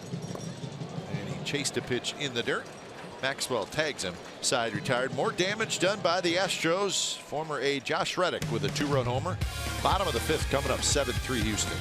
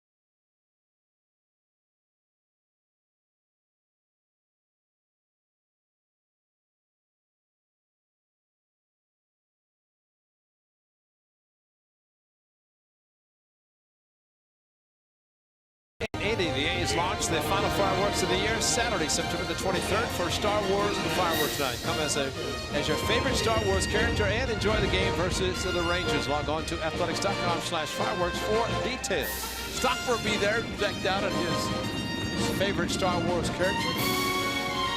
Partner, what are you going to be dressed up as? Who am I going to be dressed up? Kind of a Han Solo guy. Hans Solo? Yeah. Han Solo. Who's that? He was the good guy, man. When it's time for change, think Speedy Oil Change and Auto Service, your trusted oil change, tune-up, and repair expert.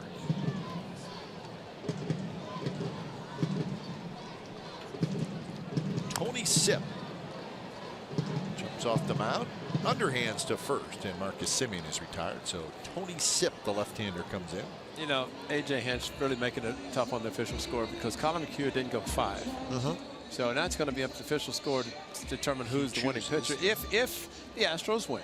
I mean, it's a moot point if the A's come back and win this game, but if they do, then it's going to be a tough call for the official score. Part of the job is to, yeah, he'd have to choose a winning pitcher. Yeah. A's would like to make a comeback and really make it a moot point. A's will have a different pitcher in the 6th inning. It's like Contra's going to come in. Matt Joyce has had a big night, a double and a home run.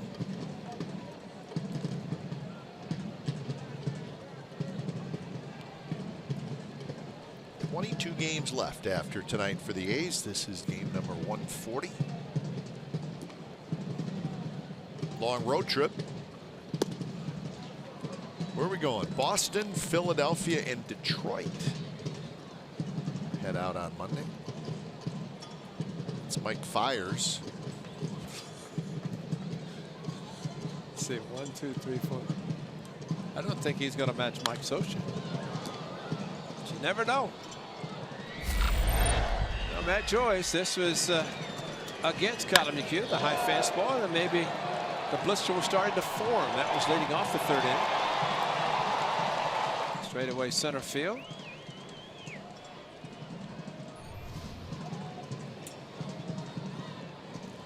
Well, one thing Matt Joyce has said throughout this season, and remember he started well under 200, but he said you got to grind out every at bat. Well, I'm thinking you had 23 home runs and now driven in 63. That's grinding out every at bat, and he's done it.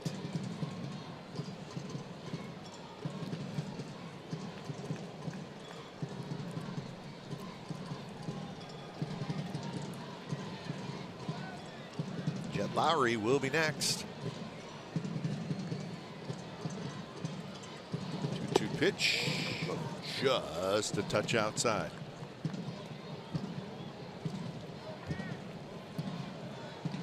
So full count to Joyce.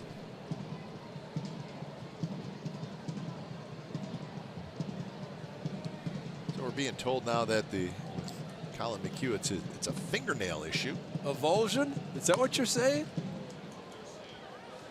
I mean, it fell off. Wahoo! That's not good. It's not a blister. It's the nail. The nail. Oh. Wow. You'll have look like my fingers here. Yeah, I know. Pointing around the corner.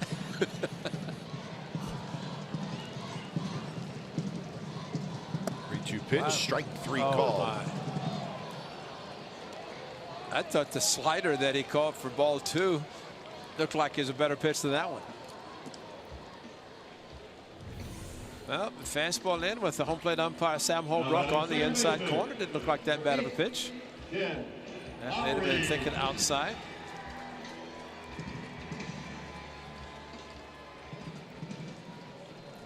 So 2 outs here in the 5th inning. Wow. Just thinking about that fingernail just it's bothersome. You know? I know. It's gone. Yeah, literally, it's gone, I guess. Lowry is 0 for 2. A fly ball to left, a pop out to second.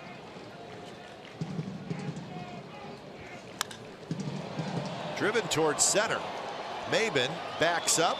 Maben near the wall. He leaps, and he didn't really have to leap, but he made the catch anyway. So Sip has a 3-up, 3-down inning, and we're moving to the 6th at the Coliseum. 7-3 Houston.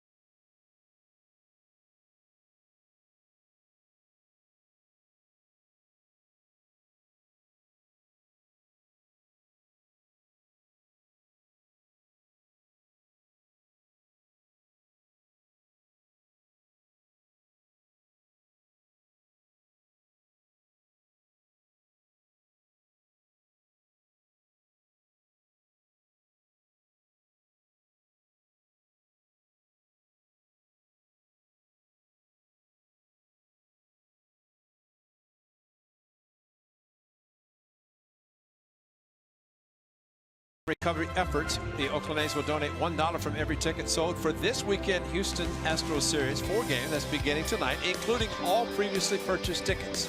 Proceeds from the weekend's 50-50 raffles will also go to support relief efforts. You can also join Jed Lowry and his family to help raise money for hurricane relief by donating to youcaring.com/Lowry. The Lowrys will match the $25,000 goal. So congratulations, Jed Lowry, and to all those donating and supporting the great relief efforts in the city of Houston and the surrounding area.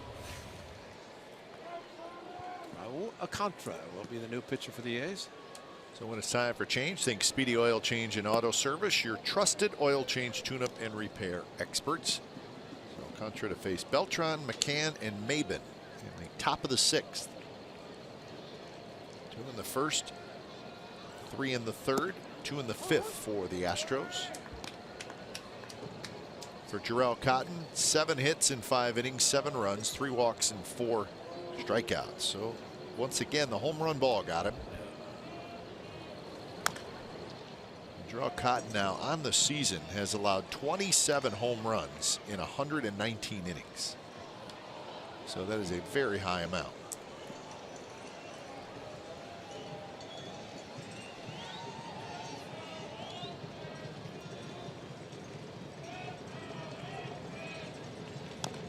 Pitches rolled foul.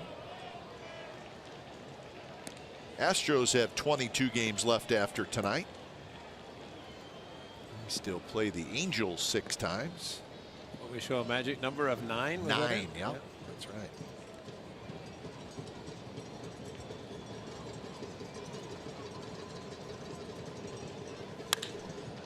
Hit hard, but right to Lowry. Beltran's 0 for 3. Well, A.J. Hinch, the Astros manager, did talk about the home field advantage as being something to seriously play for. And not to mention for the players to get some rest, but also to gear up to play down the stretch and be able to be ready. There's probably the 2 starting pitchers. Keuchel to the left of Verlander's got some postseason experience. Keuchel is very good himself, but having Verlander, who had to agree to come to Houston because he, as we talked about over the beginning of the week before the trade, he was thinking about the Cubs as the #1 team. Joyce retires McCann. Well, I think you said it right. Keuchel, Verlander, you're 1 and 2, and you're talking about the postseason now. The Astros got McCullers back on Wednesday, which is a big deal. He was out for quite a while with a back injury, but he pitched well on Wednesday, and McCullers, when healthy, is very good. Yes, yeah. So if you go with those 3, and a lot of times in a 5-game series, Ray, that's all you use is 3 starters. Do you know the thing too, speaking of those 3, it slots McCullers now at #3 with Verlander and Keuchel 1 and 2, and sometimes that can make a difference. Instead of being a #2 starter and saying, oh, now go 3, you got the 2 big boys at the beginning. Yep. Changes everything. So a good 9-pitch inning for Raul Alcantara. Bottom of the 6th coming up. Davis, Olsen, and Healy to hit for the A's. Astros lead 7-3.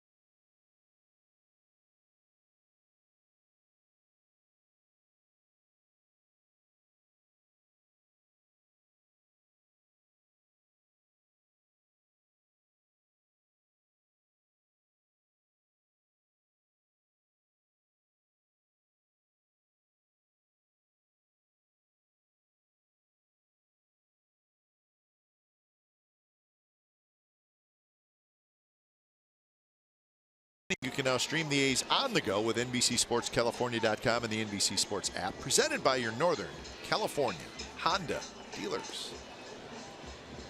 So when it's time for change, think Speedy Oil Change and Auto Service, your trusted oil change, tune-up, and repair experts. Mike Fiers comes in. Fiers a starter. He has made 27 starts and looks like this is his first, this is his first relief appearance this year. There's the result of Verlander right there. No question. And decision for A.J. Hinch and the staff, and Jeff Luhnow, the general manager, going into postseason, because, you know, to your point, 3 pitchers, man, that may be all you need as starters, and you get the bullpen, and you want some length, and Fiers could offer that. But bottom line, it changes everything. And we talked about that man's going to be around. It's not just for this year. He's around for a couple of years with his contract, and again, agreeing to the trade. He's going to be huge for them probably in postseason, just simply because of his experience he has in postseason, as the A's know very well, unfortunately. And we certainly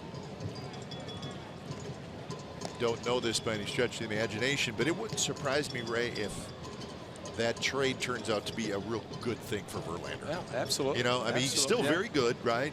Maybe not the dominant guy he was 5, 6, 7 years ago, but he's still very good. But you know, now all of a sudden he's a real leader. I mean, a legitimate leader where he's got young players around him. So Davis has a leadoff single here in the bottom of the 6th inning against Fiers, and let's check in with Angela again. Well, as Florida braces for a direct hit from Hurricane Irma, 250 shelter animals from South Florida were transported to Bay Area shelters to make room for displaced pets from this Category 5 hurricane. Roberto Clemente Award nominee Liam Hendricks and his wife Christy are helping spread the word. This weekend, Tony La Russa's Animal Rescue Foundation in Walnut Creek is waiving all adoption fees, and they are also in need of donations for medical supplies with the influx of animals. This is a near and dear cause for Liam. His family and home are in the direct path in Fort Myers, and everyone is a little bit nervous, to say the least. Hendricks has 5 animals, 3 dogs and 2 cats, and they may be taking in another after meeting the rescues yesterday at the shelter. So go to arflife.org to get more information and check out these cuties who are up for adoption. Guys, back to you in the booth. All right, thank you, Angela. Yeah, you know, these hurricanes, they're devastating in so many different ways. What about the animals? Yeah, that's true. Yeah. Well, Tony La Russa Animal Rescue Foundation started right here when a cat ran in on the field. Tony La Russa opened the door. Cat went in, started. That was the beginning. And he's raised a lot of money for the Animal Rescue Foundation. His wife Elaine, the kids, of course. Oh, wow. Well, that's going to be a double play. There's nothing you can do about it. So line unassisted, and that's 2 away. Well, he's holding the runner. Gurriel was, and boom, right there he's got it. And Davis, nothing he could do. Is really, he took off, and it was caught by Gurriel, which makes it a very, very easy unassisted double play. So it could have been 2nd and 3rd. Instead, it's 2 outs and nobody on base. Here's Healy, who's got a couple of hits tonight.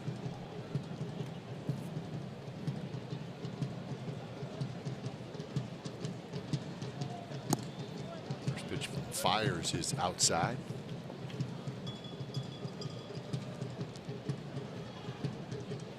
Talking more about that Astros rotation. You also have Charlie Morton, who we're going to see tomorrow in the doubleheader. He's had a pretty nice year.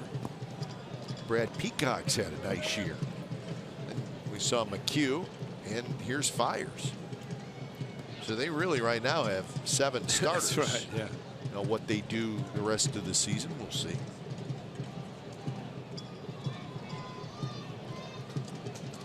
What you have to have also in the case of Fiers, in particular, because he was a starter and has been a starting pitcher, you have to communicate, basically say, hey, you know, I need you in the bullpen. I need some length, and, you know, gets you some experience the last month of the season.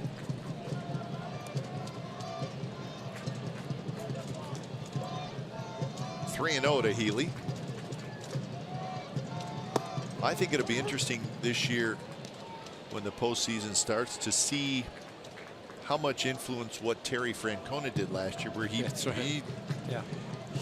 relied on his bullpen big time. Now he kind of had to, because his starters were banged up, but it obviously was successful where he was going to Andrew Miller in the 5th and 6th inning.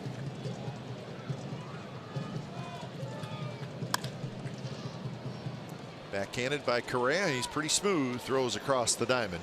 Side retired. 7th inning coming up from the Coliseum. 7-3 the Astros lead.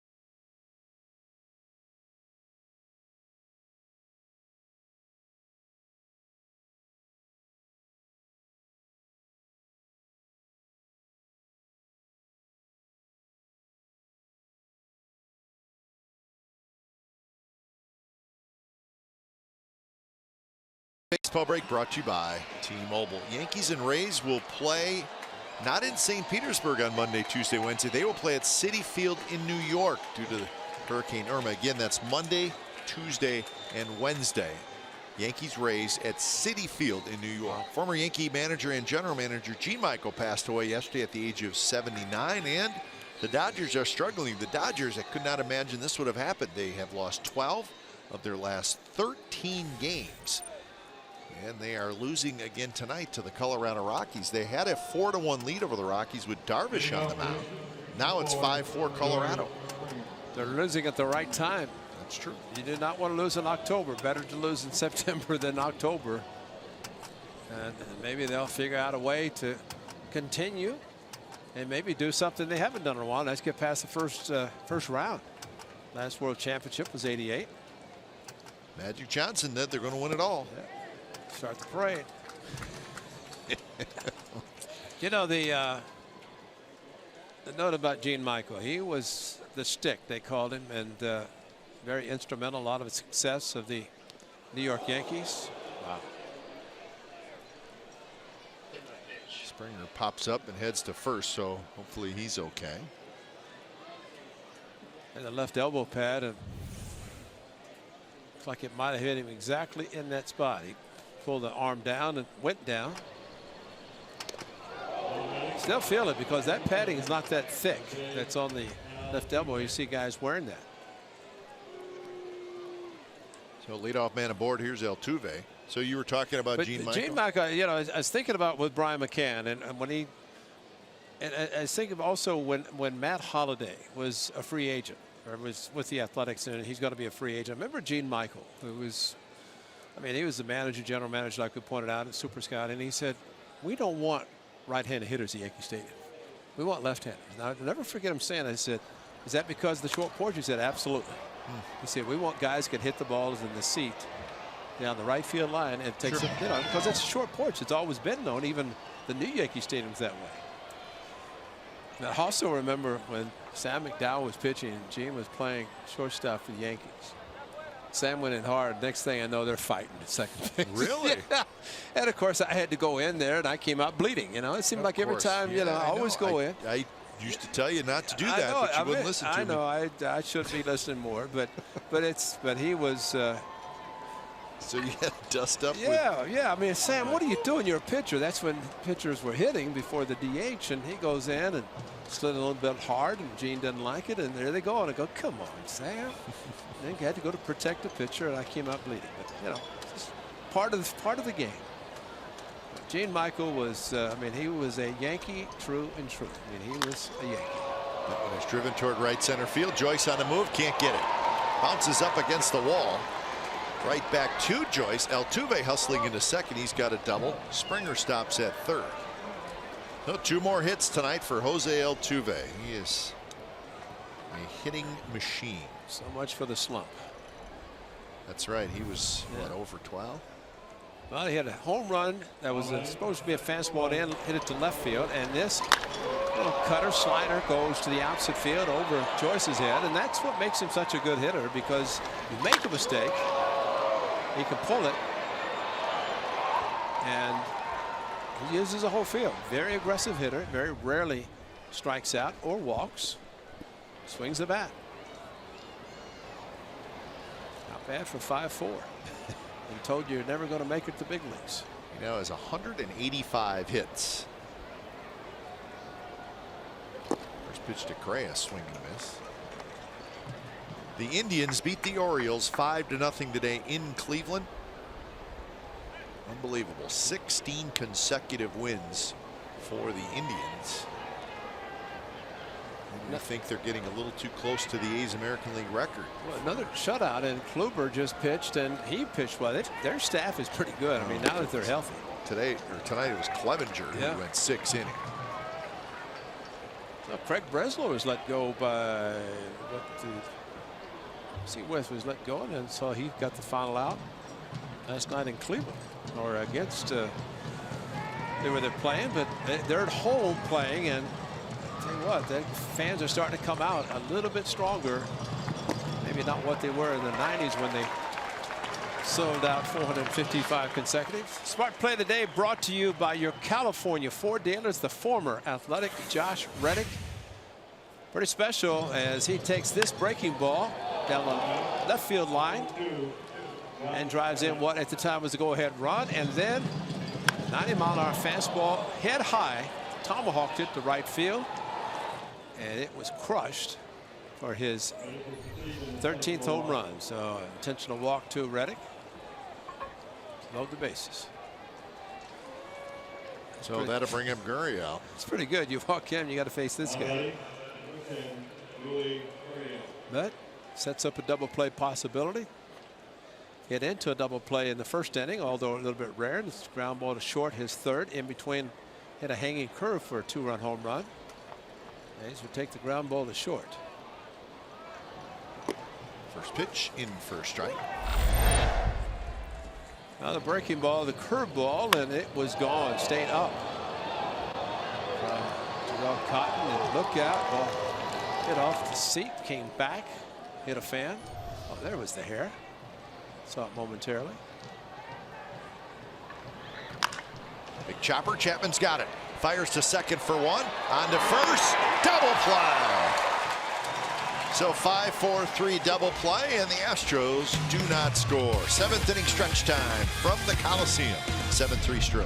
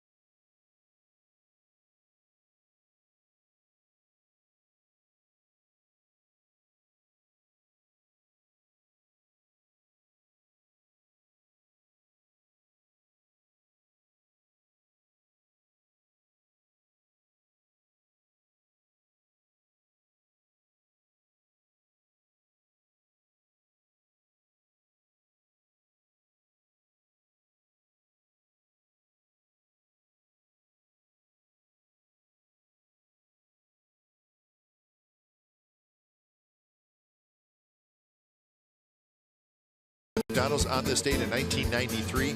Houston's Darryl Kyle no-hit the Mets. Strikes out 9, walks 1. Kyle went 15-8 that year with the Astros. Unfortunately, he passed away in the year 2002. 9 years later, the 3-time All-Star played for the Astros, the Rockies, and the Cardinals. And that big curveball, 133 wins, 119 losses for Darryl Kyle. Boy, very huge loss. I mean, just nobody could believe it. I was talking to A.J. Hinch, the very emotional speech he had in Houston after they came back when they played the Mets, and he said, how do you say something and try to have it meaningful? And he did a very good job, but I also thought about Joe Girardi, who had to make the announcement in Chicago when Kyle passed away. That's not easy for a player to stand up in front of a crowd like that and have to, in either case, but they both handled well.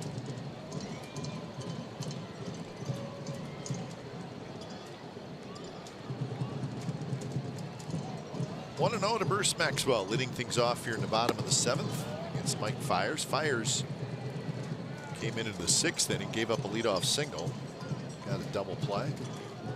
Now with the doubleheader tomorrow, A.J. Hinch does have someone up in the bullpen, and is Luke Gregerson. But maybe thinking about the doubleheader tomorrow and really just trying to map everything out for their expected postseason appearance. Still trying to get the home field advantage, but also realizing that they are going to be playing in October.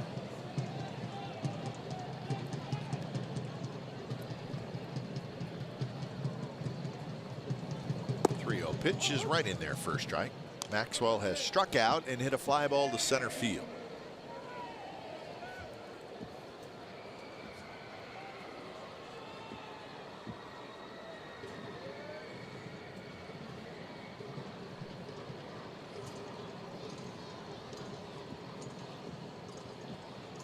Fiers is the 4th pitcher of the night for the Astros. And it's a leadoff walk. Well, the Astros, similar to the Tampa Bay Rays, but the Astros had to go to Tropicana Field. This is at Minute Maid, and they were playing the Mets and first responders, the mayor. So stay strong. Out the first pitch. Be strong. AJ, the manager. Very heartfelt speech to the fans before that first game. Said the strange thing, when they left Anaheim, they had to go to St. Pete. It was a home game for them. They wore grays and the Rangers wore white. And they dressed in the visiting clubhouse, and right. And it's a home team, home game for them. But probably the only uniforms they had. So yeah, they left Anaheim. They couldn't fly into Houston, had to go straight to Florida. And the Rangers, they had I think the off day, but they had to go in, and so they made it. And again, we wish the city of Houston, the surrounding area, and now Florida with Hurricane Irma coming through. It's still very strange. We were there the weekend before. That's exactly and right. You know, everything's normal. You and I walk back to the hotel after the game, right? You just don't think anything, and the very next weekend is when the hurricane hit. But I do know the A's were in St. Petersburg, and there was actually I think it's the 2000, 2001, something like that, where the final game here, if the A's had lost against Texas, they would have had to fly back to play the makeup game, and they won the division. But I remember it was, all right, Harry, get packed, let's go, got to go. And ended up having an off day in Baltimore on Sunday. And there was another one that the one in Boston, we were there, the doubleheader, had the off day Cleveland. We got out of there a day early. Yeah. Right for Houston, written on Bruce Maxwell's shoe. And Daniel Mingman, who's pitching tomorrow, is from Houston. But you know, most players, not a lot of players, either live not in the area where they play, but there are some, like AJ said, he's 30 minutes away. Mingman's from there, so playing with the Athletics now. So a lot on those people's minds, the players' minds, and talked about Darren Bush in Florida. Evo, Scott Emerson up the coast in North Carolina, so south. But I mean, it's just tough. There's so much that goes on. Chapman has a base hit to left field. Well, here come the A's in the bottom of the 7th. So Matt Chapman, a homer and 2 singles, 3 for 3. And the good thing about Chapman, man, he gets a couple of strikes. He is a different player, and this is a breaking ball. Went down to get it, stayed back, and it just a very strong hitter. That ball shot through the infield quickly. A.J. Hinch going to his setup reliever. Your attention, please. So Fires is done. Gregerson coming in, 2 on and nobody out for the A's.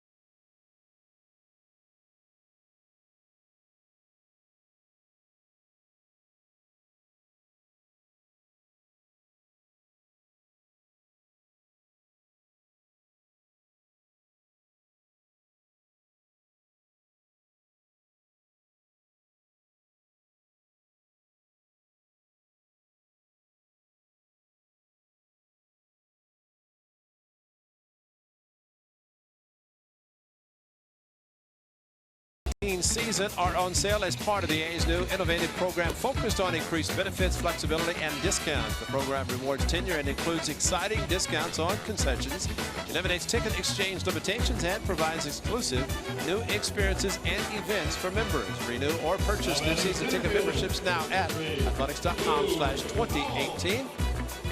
Season tickets and getting ready for the new ballpark. They're going to announce it sometime in the near future of the preferred site. Looking forward to that and the new ballpark. And rooted in Oakland. To vote for the 50th anniversary team next year. A lot of good things happening. The fans are involved. There's Luke Gregerson, the veteran setup man. First pitch to Boog Powell. He's outside. So Maxwell at second, Chapman at first, nobody out.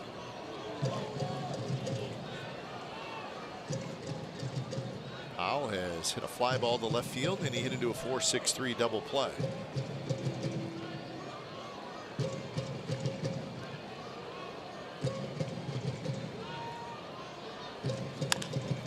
Chopper over the head of Gurriel. Altuve has it. He throws to first, and Gurriel trying to get back. He did get back, but he couldn't find the bag with his foot, and everybody's safe. Well, and Gregerson was there also, and I think that's what Gregerson a little bit upset maybe with Gurriel. Because it's over his head, but Altuve is there hustling over and doing the job you're supposed to. See, Gregerson's there, and then he had to get out of the way, let Gurriel cut in front, and if Gurriel had let Gregerson take the throw, it'd probably been an out. Good hustle by Boog Powell. He missed the bag, but Gregerson was there. So a good break for the A's. Is Gurriel maybe too aggressive getting back to the bag. So an infield hit. So the bases are loaded, nobody out. Terrific opportunity for the A's, trailing by 4.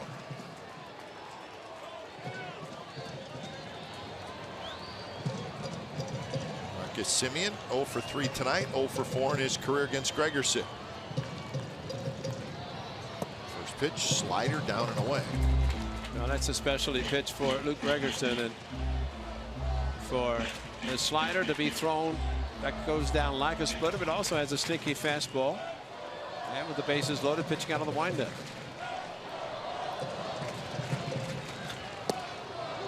And that called a strike. 1-1.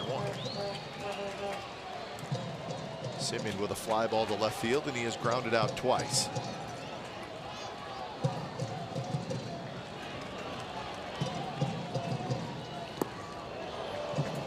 Did he hold up? No, he did not, says DJ Raymer. Wow. Well, slider. That's a holdup. That's not a swing. See, he brings that bat through with the hands, and that was not a swing. Especially with the bat head just staying firm and then coming back. It did not have that little loop at the end as you saw with Maven. So 1-2 the count. Maxwell, Chapman, Powell are your runners. Just off the plate. Gregerson thought it was a strike.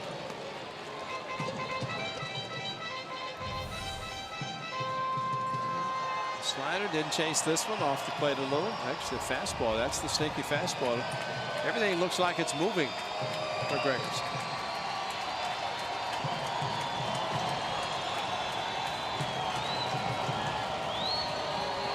Gregerson kicks and fires.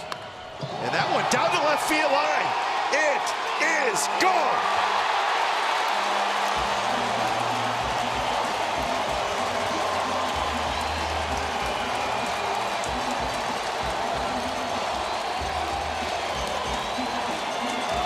One swing of the bat, and this ball game is all tied up.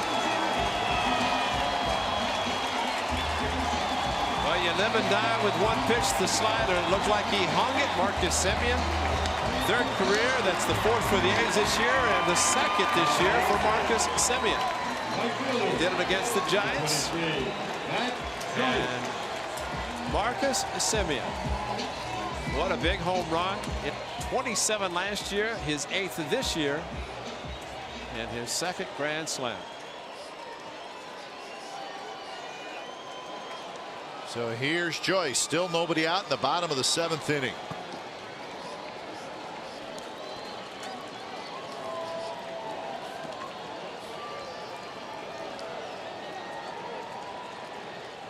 That changes everything. That's the 10th home run that Gregerson has allowed this year.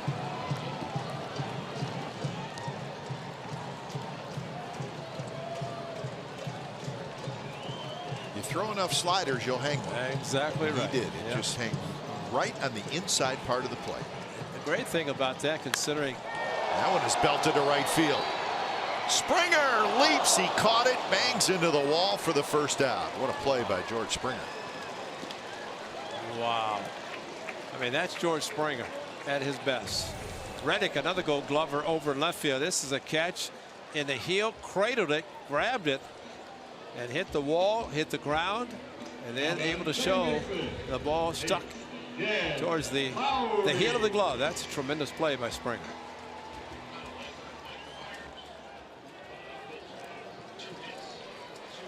So one away. Here's Lowry.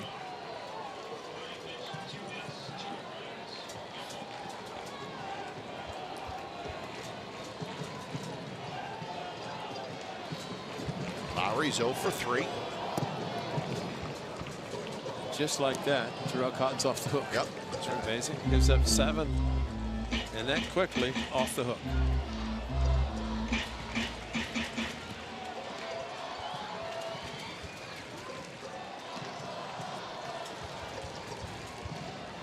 Each team now with 3 home runs.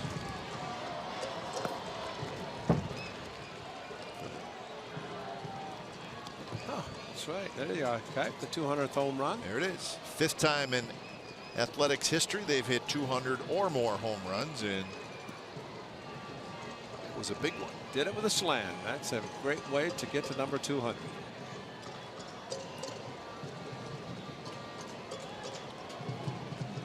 One and one the count to Lowry. Davis to follow. Maben coming in. Maben goes into a slide, and he makes a nice catch in left center field. So 2 outs. Watch this slider from Gregerson.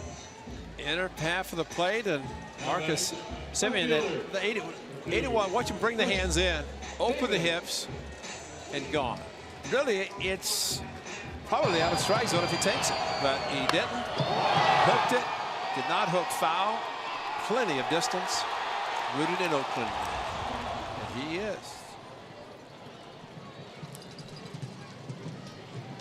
Too bad he didn't do it when the Cal Band was here in Cal night. Happy to do it tonight, though. That tied the game.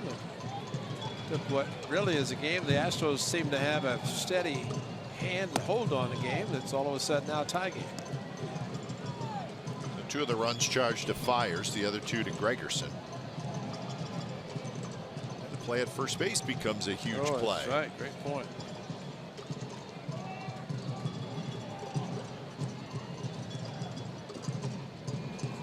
Chris Davis taps one slowly. Correa charges across the diamond side, retired, and the A's have tied it. Marcus Semien with a grand slam. So we're headed to the 8th. It's now 7-7 A's Astros.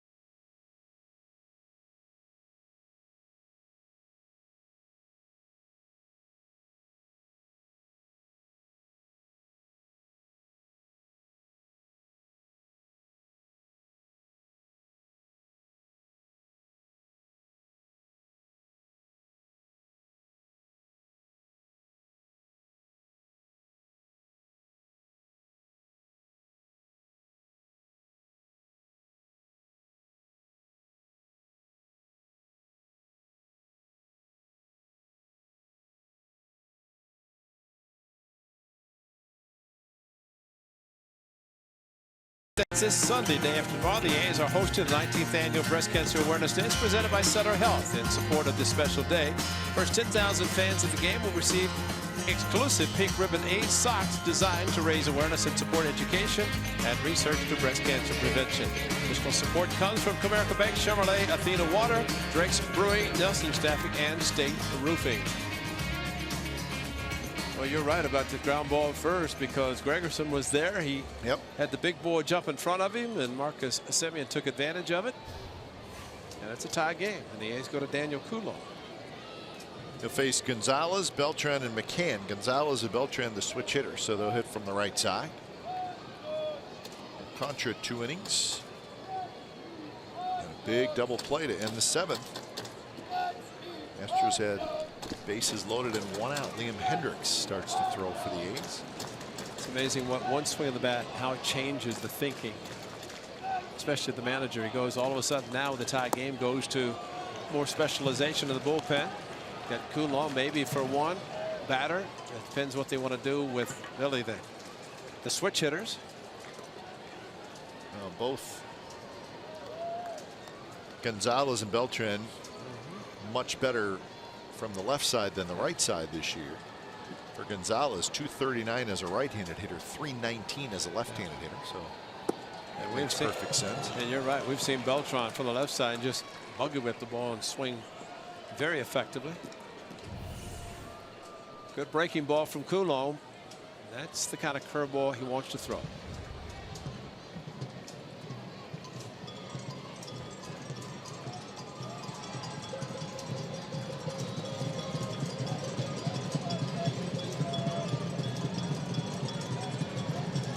Curveball, then another curveball sign emphatically. In the dirt. It's not as interesting in light of what happened on Wednesday. You watch as the hitter Gonzalez, who takes a lot of time anyway. You think? Yeah. But Maxwell, watch, Bruce is not going to give a sign. So all this thinking about stealing signs, but watch Gonzalez eventually settles in. Maxwell's yet to give a sign. He said, let him settle. And then he gives where he's looking at the pitcher. He's not looking down to set his feet, to see where his feet are.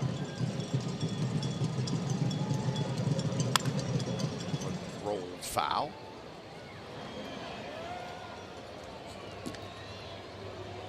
Catchers also will look up to see if the hitter is looking back.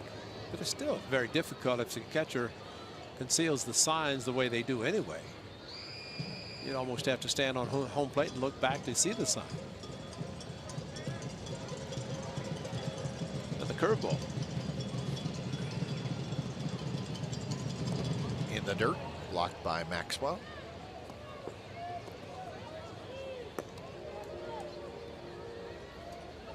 And when it's all said and done, it's a. The A's say they didn't do it. The Angels say they did do it. And what difference does it make? Exactly. In the long run? Exactly.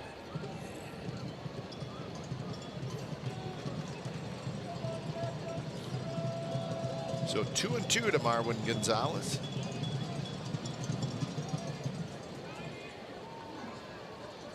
Marwin's not quite ready yet. No. They may put a clock on the hitter just for him next year. The Marwin clock. Yeah. Lowry dives. He's got it. Lowry gets up, throws. Got him. Another terrific defensive play. Very close. Yeah, they're going to take a look at it. Not surprising, but again, as always, the call on the field is what's important. We'll see if they do look at it. But Jed Lowry, the fastball outside, great diving effort and up quickly. Bang, bang. He jumped to the bag. He said it's close. And the umpire. Well, Marwin Gonzalez is in the dugout. Yeah. I don't think they're going to look at it, and rightfully so, because when you jump in the bag, you're in the air, and the ball is clearly in the back of the first baseman, but actually up in the webbing, which gets closer or quicker into the glove because of the webbing. So here's Beltran. So, excellent defensive play by the former Astro. Now back with the Athletics.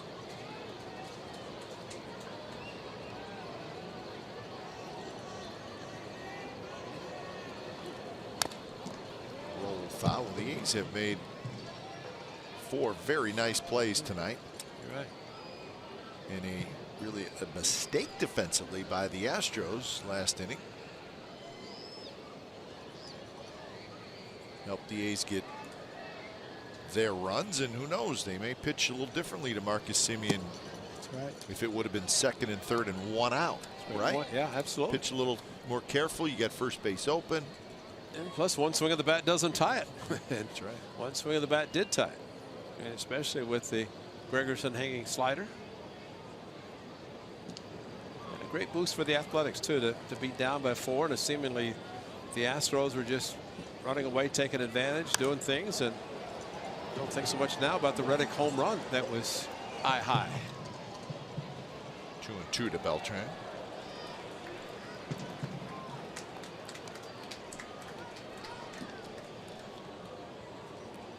Mariners leading the Angels 4-3 in the 7th inning in Seattle.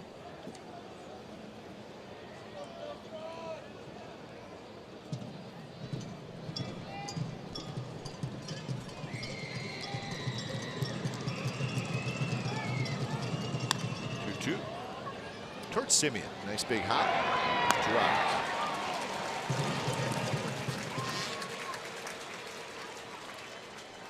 And that'll bring up Brian McCann.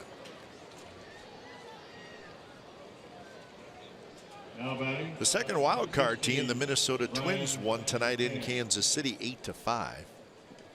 Irvin Santana got his 15th win, so the Twins have won 3 in a row. They go to 7 games over 500 and hold on to wild card number 2.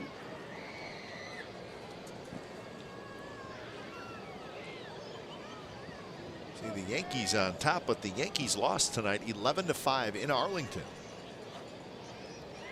Yankees had an early lead in that game, but the Rangers came storming back. Perez got the win. Tanaka took the loss. So just like that, the Rangers now making a little move. They've won 4 out of 5. They still have 7 games against the Rangers. That's right. Last time the A's and Rangers played here, the A's swept the Rangers in 3. So with that loss for the Yankees in the division in the AL East, they lose a game to Boston, so they're now 4.5 back of the Red Sox. Red Sox beat the Rays 9-3. So Tampa Bay loses a game in the wild card standings. They can't afford too much more. Drew Pomeranz won tonight for Boston. He's 15-5. That's amazing, isn't it? Yeah.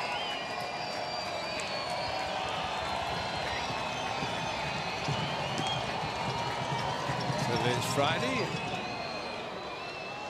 It means that the A's back in Beantown next week. He'll probably make one of those starts. Yep. McCann started, did hold up, and that would be the third base umpire making the call.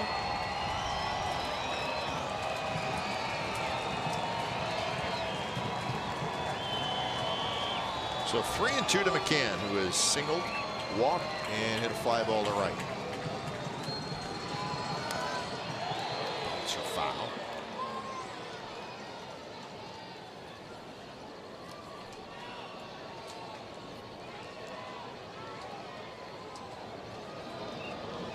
Another starting pitcher, Musgrove, down the bullpen.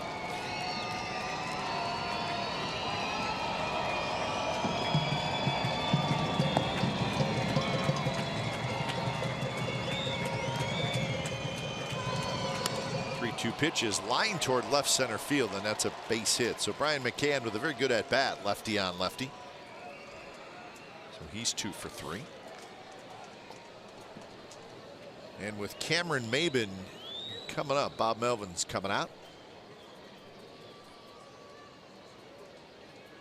And he makes the call. So Liam Hendriks coming in to face Maybin with 2 outs and a runner aboard.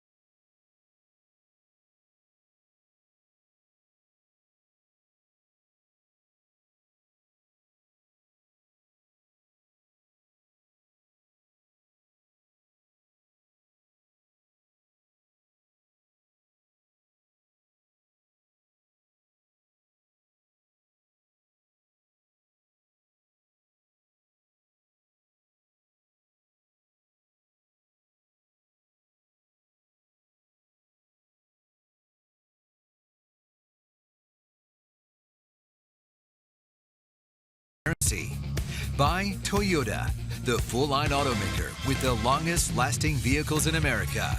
Toyota, let's go places. By AAA, get a free canvas backpack. Restrictions apply. Go to AAA.com/roadtrip or to a AAA branch for details. By the all-new 2017 Chrysler Pacifica. And by Xfinity. X1 will change the way you experience TV. So 7-7 game, top of the 8th inning. Comes Cameron Maybin to hit for the 4th time. He'll face the new A's pitcher Liam Hendriks. Appearance number 62 for Hendriks. Pitched 56 in the 3rd innings.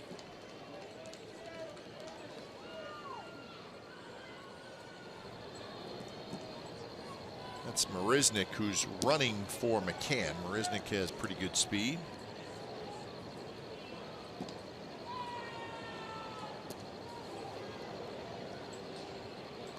Marisnick has 8 steals on the year. He's been thrown out 4 times.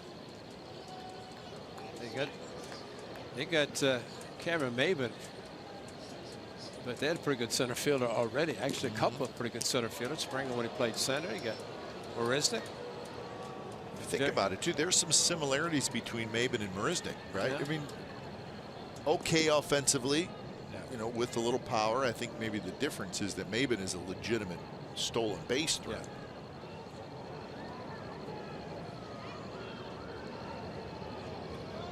Yeah. Keeping a close eye on Marisnick.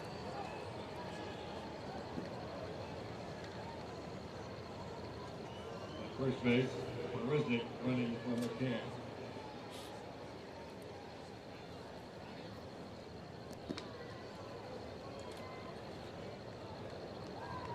Pretty straightaway defense for Maben. He's 0 for 3. He's grounded out twice and struck out. Takes a fastball right down the middle for a strike.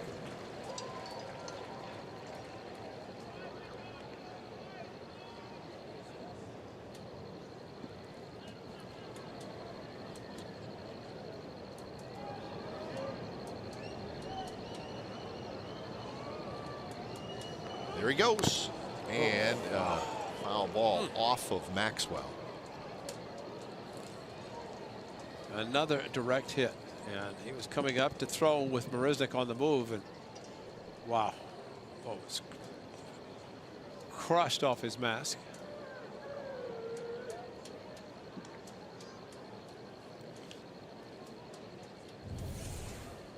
See him coming up, and as soon as he does, Boy, that's a direct shot.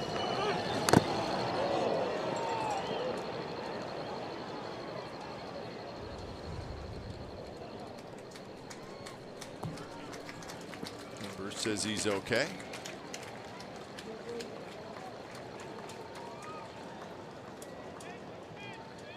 So the count is 0-2 to Cameron Maben.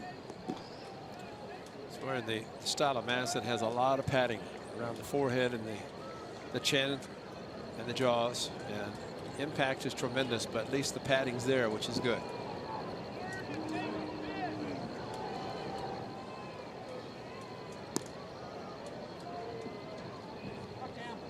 Padding as he turns his head to the side, and want as much as possible to have the impact, especially with a ball off the mask and a direct hit. You want to have the padding to keep it from jar. I mean, your head's jarred anyway, but still have some padding.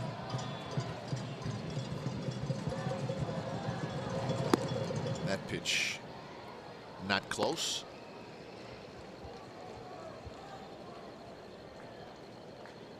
Musgrove still warming in the Astros bullpen. Schreinen throwing in the A's bullpen. And now it's 2-2.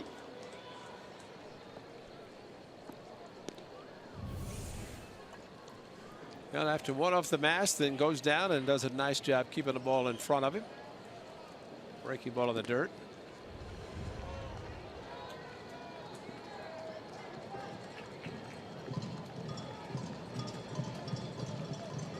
Marisnick, a good lead. He takes off.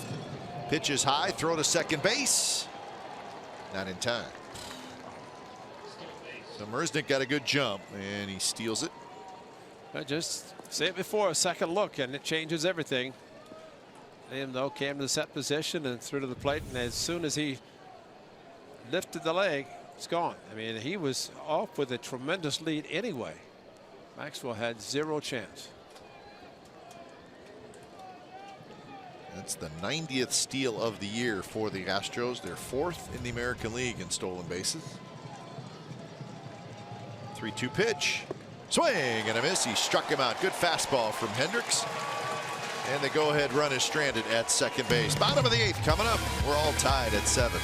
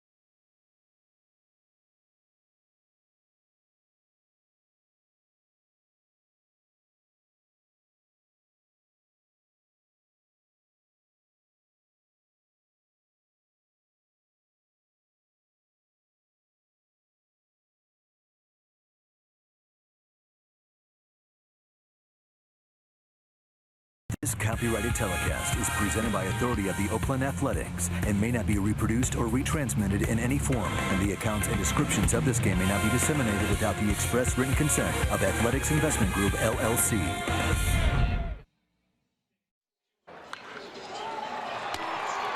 Here's our game summary brought to you by your local Toyota dealers.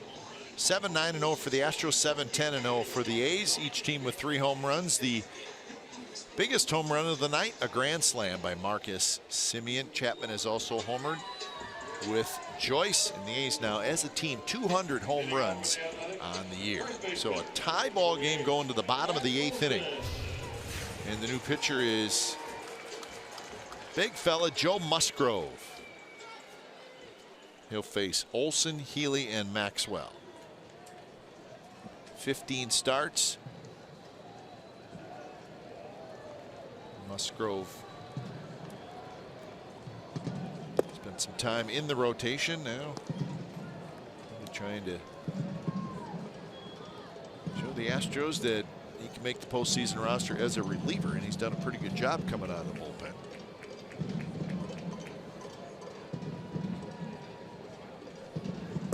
As a reliever this year, he's 3-0 with a 1.09 ERA.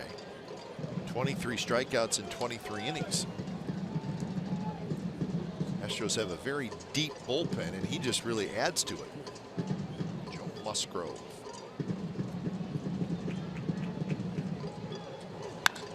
A shot, Altuve playing about 15 feet out onto the outfield grass. He grabs it and throws out Olson.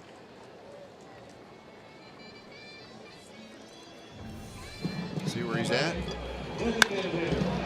Couple of steps to his left, caught it. Really hit so hard it went from the dirt to his glove. Matt Olson, good swing on 2 strikes. So that'll bring up Healy. Healy is 2 for 3, 2 singles, and he scored a run.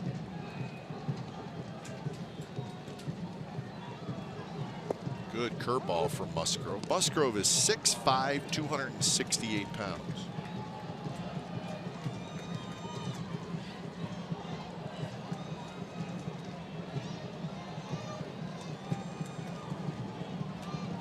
Maxwell waits in the on-deck circle. There's a good curveball again from Musgrove.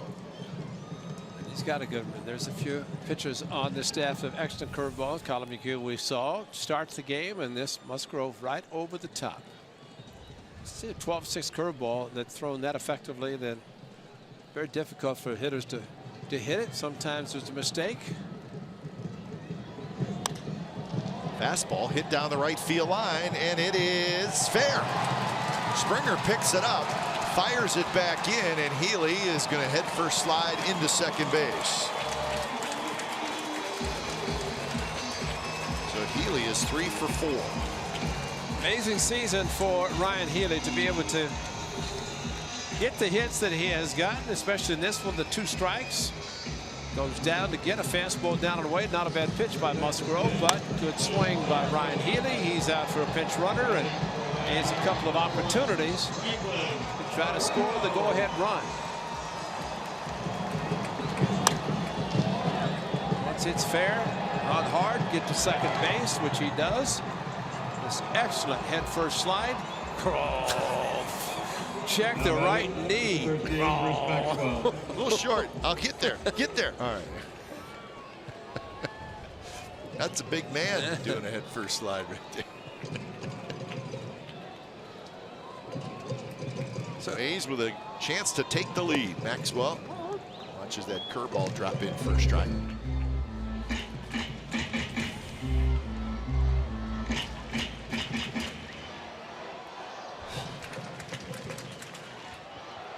You didn't want to shake anybody's hand. You're going to make fun of me. Let's get out of here. 1-1 the count. Maxwell has struck out, hit a fly ball to center, and then he had a leadoff walk in the 7th inning, and that's what started the 4-run inning that tied up the ballgame.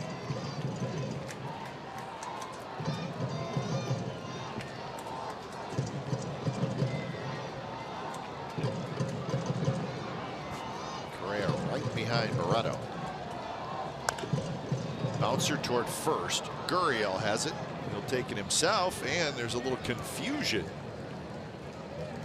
Gurriel ends up holding onto it and stepping on the bag.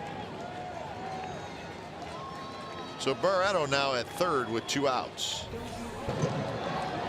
Unfortunately, did not hit it hard enough. Gurriel thought about feeding and then decided to take it himself, but he realized that he had Chapman to beat him to the bag.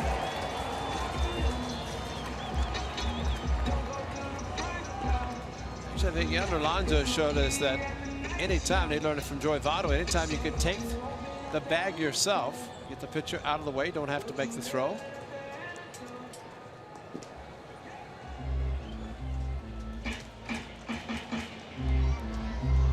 Brett Strom, pitching coach. Matt Chapman, a home run to left center. That was on a curveball. And Matt Chapman hit off Colin McHugh. And catcher knew it. We all knew it. Crushed it. A couple of hits to follow, so looking for a 4-hit game. Well, if he gets one here, the A's are going to take the lead. That's right. First pitch, a little bit inside, didn't miss by much.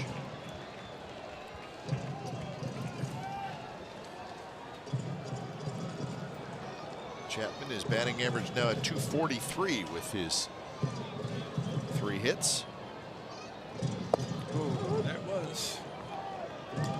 Chapman knew it, just could not pull the trigger.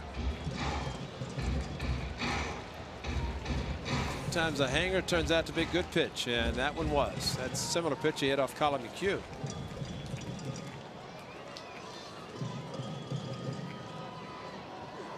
Fastball is high at 93 miles an hour. Top of the 9th inning, the Astros will have the top of their order.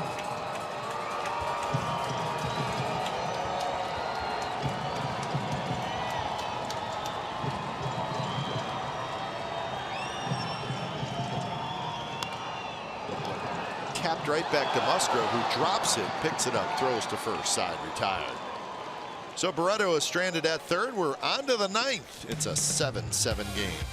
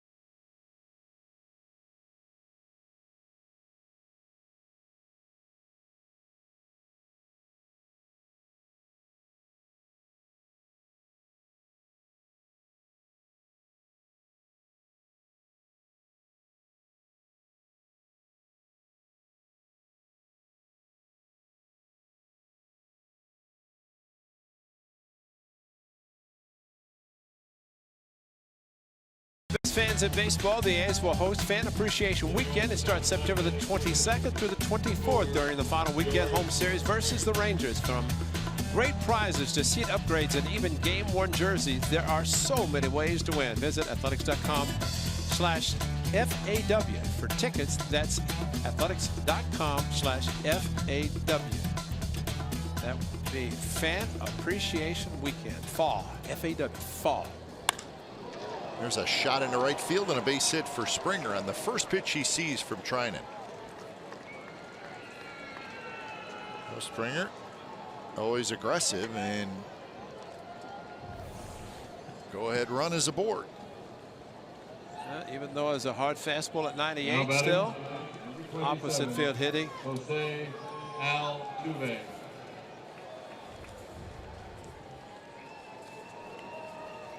So here's Altuve, the league's leading hitter by a large margin. So a lot of different things for the Astros to do here. Springer has very good speed. Springer not a huge base stealer, but the speed is there when he gets on the bases. Correa to follow. 2 hits tonight for Jose Altuve to raise his average to 352.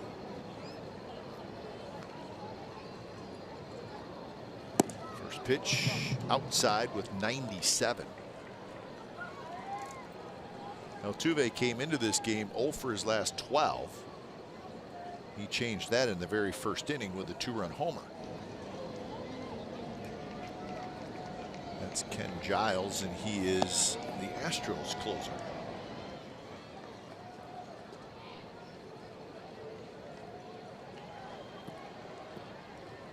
No player in Major League Baseball history has ever outright led either the National League or the American League in hits for 4 straight seasons.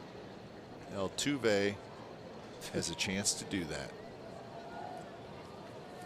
I don't think there's any doubt that he's going to do it. 2 hits tonight. He's got 185 hits this year. So he came into tonight 13 ahead of Elvis Andrus.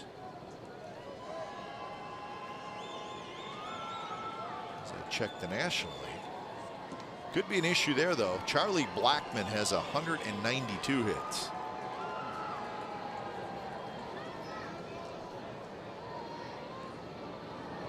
One-0 pitch is popped up.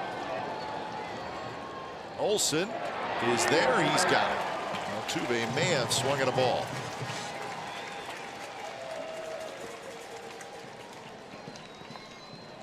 See where this pitch was. It was up. He got under it. Good velocity and maybe off the plate inside a little bit.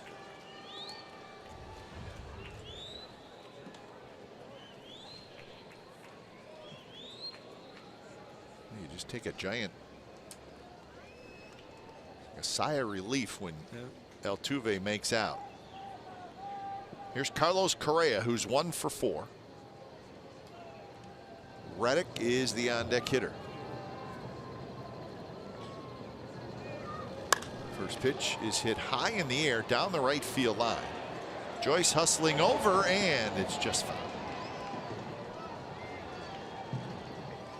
You can see the hitters. Altuve popping up foul to Olsen, and this first pitch hard slider foul down the right field line. Some good velocity even on the slider from Blake Trinan.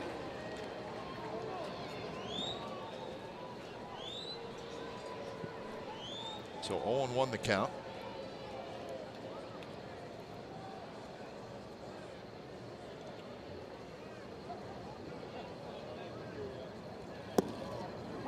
In there for a strike, and it's 0-2.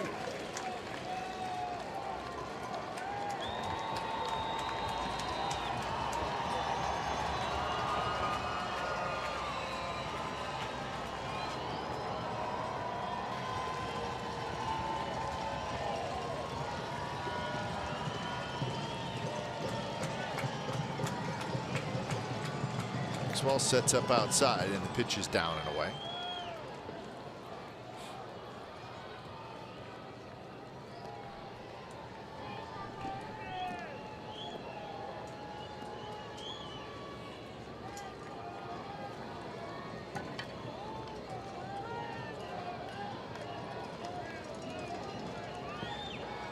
Carlos Correa with 20 home runs and 68 runs batted in.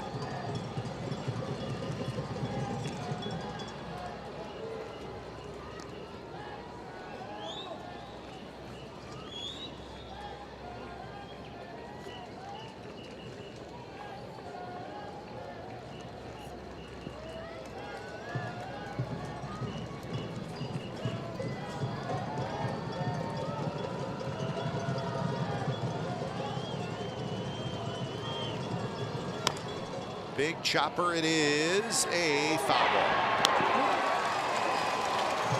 So home plate umpire Sam Holbrook that called it. Bob Melvin says, well, wait a minute. Third base umpire called it fair.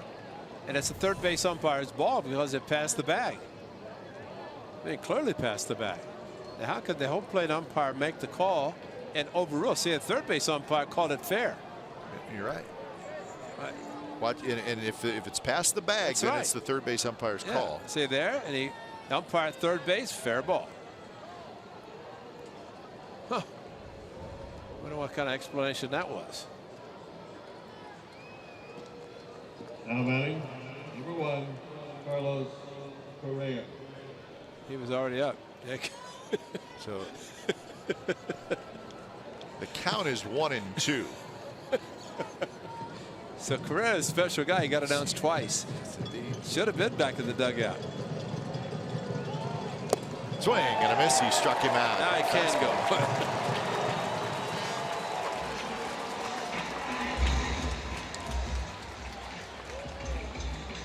So 2 away now for Reddick. Now batting, number 22. This challenger with a good fastball, and maybe pitchers can learn from that right there. Instead of trying to fool a guy, just say, try to hit it.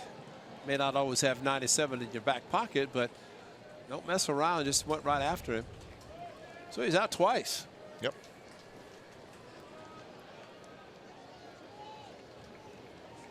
Reddick's had a big night.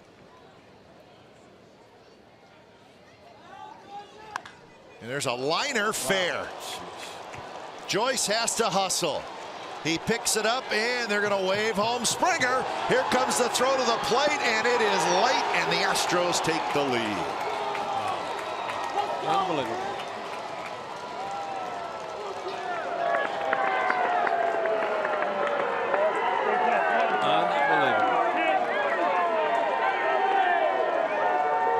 So Reddick comes through. First pitch, breaking ball right in his wheelhouse. He pulled it down the right field line, and with 2 outs, Springer's on the move, and always aggressive Gary Pettis, the third base coach, comes back to Joyce. The relay just not to the point, and you know there's one of his Maxwell tried to reach for it and bring it back, but Springer knew he's going to be sent all the way. He was, and able to score.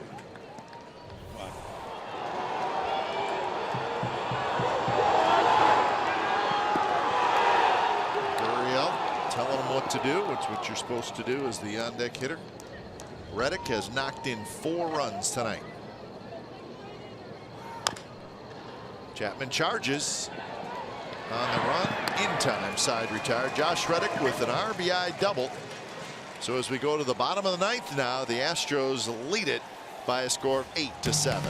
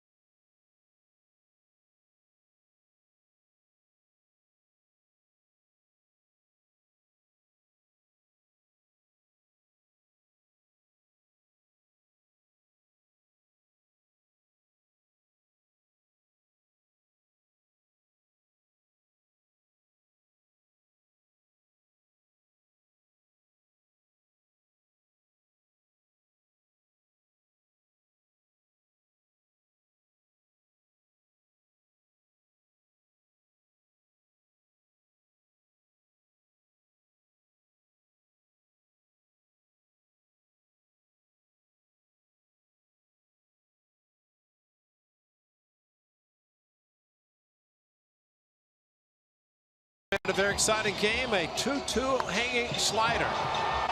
to Marcus Semien, a grand slam, his third career, second of the season.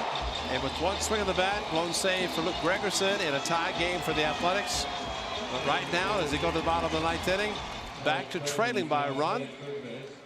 And it's going to start with Boog Powell in center, the leadoff hitter, and then Marcus Semien following him. It was Powell who had a hustle single when Gurriel tried to cover the bag after, or at least with Gregerson there. So Giles comes in. He's got 29 saves. He's blown 3 saves, so very good save percentage. 75 strikeouts in 54 innings. And Reddick, well, he's the hero right now. 2 doubles, a homer, and 4 RBIs. Giles' first pitch to Powell is in for a strike. So he's got 30 doubles now with his 2 doubles in tonight's game. That hit in the top of the ninth was a double, and he went to third on the throw.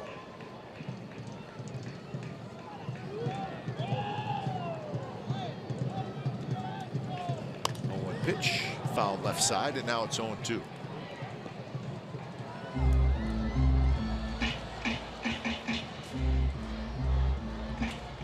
Powell trying to get aboard.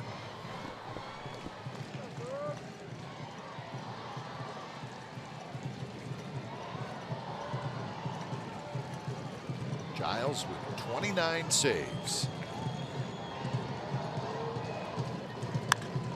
Right field.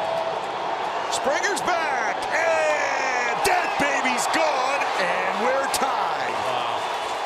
Huh.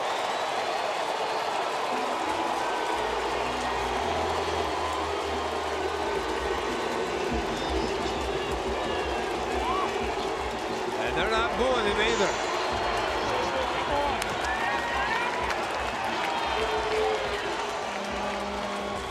Well, from a guy you would not expect it either way. A hanging breaking ball wide. He's got a good fastball, but he throws a breaking ball, and like Marcus Semien, a hanger, a mistake, and Boog Powell just his second home run, and that's a big one to tie in the bottom of the ninth inning. And there's a line drive. Reddick coming in. He's going to play it on a hop. Slips a little bit.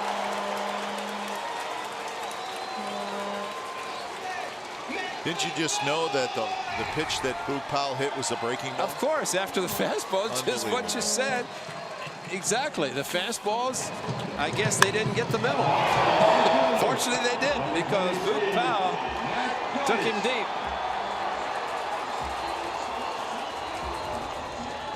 So that time, the uppercut swing helped because it got it out. And a blown save for Giles. What now, 4 you said? He had 3? Yep. So that's the 4th. So a couple of blown saves in this game. And Cobb, to your point about how the home run could get you back in the game. Well, it helped the A's tie the game with a Semien slam and the Boog Powell home run to tie it again. So the A's have hit a pair of solo home runs, a 2-run homer, and a grand slam. All 8 of their runs have come via the home run. So the 200th was a slam. The 201st was a solo that tied the game. And so far, Josh Reddick, a tremendous game, coming back to face his former team. But right now, thanks to Boog Powell, the A's have tied. 1-0 pitch to Joyce is outside. 100 miles an hour. And he threw an 87 curveball. Oh my! It's nothing against Boog Powell. We've just seen we've seen pitchers the last week just throw fastballs and throw them by Powell. And you know, maybe Giles is trying to bounce it, but your mistake. You make a mistake, and now he's in trouble. Now he's 3-0 after Semien hit single. What do we say, Ray? It's hard to hang a fastball. Yeah, very hard. Astros bullpen, which has been very, very good as of late. 5 runs allowed tonight. Gregerson, of course, gave up the big home run, and now Giles gives up the big home run here in the ninth. 3-0 to Joyce. Semien runs, and the pitch is call the ball, and the A's have 2 on and nobody out. Yeah, that's the old 3-0. I'm just going to try to throw a strike, and the runner takes off because he figured not paying attention to him. And pretty good job by Marcus Semien. Moot point as Giles threw 4 consecutive out of the strike zone.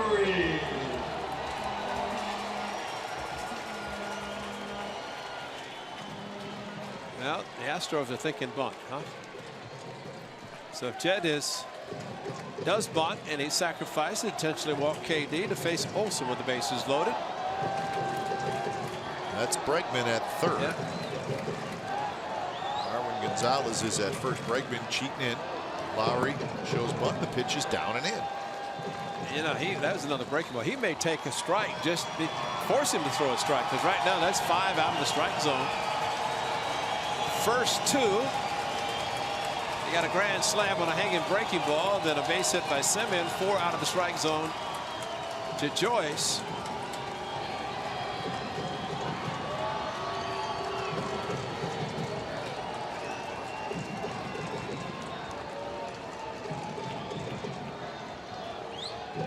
Lowry's swinging away, lines one, left center field. Maben coming in, he can't get it. And the A's are going to win the game as Marcus Semien slides home. Unbelievable.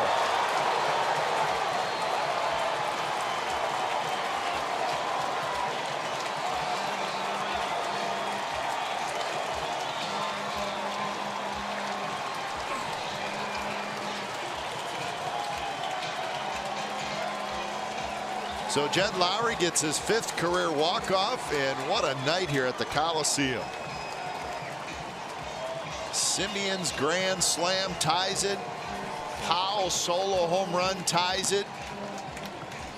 And then off a very, very good closer, the A's get the hit by Lowry to win it. Finally throws another strike. Jed faked the bunt. 5 consecutive out of the strike zone, and 99 right down the middle. And Maben couldn't get to it.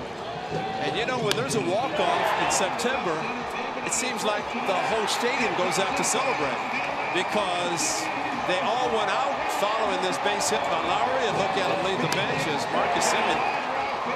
And you got to make sure it drops. And Steve Scarsone said, let's go. We've got our opportunity. Let's keep it going. And they almost conceded it once Jed got the base hit, and Maben could not get to it. Kind of conceded, dropped over to the throw, and checked this group of guys to go out for the walk-off. They're running over each other trying to get out of the field. So plenty of heroes tonight. Jed Lowry is the final hero as he gets the walk-off base hit that scores Marcus Semien. So quite a ball game tonight by the Athletics. Really, there was a time when, frankly, it just didn't look good. I mean, the A's were getting outplayed, and they were trailing 7-3, but you know, they get the big home run by Marcus Semien, the grand slam, and once that happened, then you started thinking, well, anything can happen tonight. But you know, and then Reddick, and all of a sudden you're thinking, here they come through with a big 2-out double. Reddick gets it, and they have the lead, and that's what the Astros have been doing all season. It seemed like they had the big hit, especially 2 outs. A's had the double by Healy. They could not get the big hit to drive in the run in the 8th inning, but then it's Boog Powell gets a breaking ball. Gosh, how many breaking balls did he see tonight? He saw one, and that's all that mattered, was that one curveball that hung. Well, speaking of one that matters, Jed Lowry's one hit tonight, it did matter. It was a walk-off, and Jed, thanks for stopping by. We appreciate it. You guys got to be thrilled with what you did against a very good bullpen. You guys knocked around Gregerson, and you knocked around Giles, 2 of the better relievers in the American League tonight. Yeah. What can you say? That's a great bullpen, but we got guys who battle, and we've been showing that all, I don't know, last 6 weeks, really all year. But it's been those consistent at bats is going to give us a chance to win every night.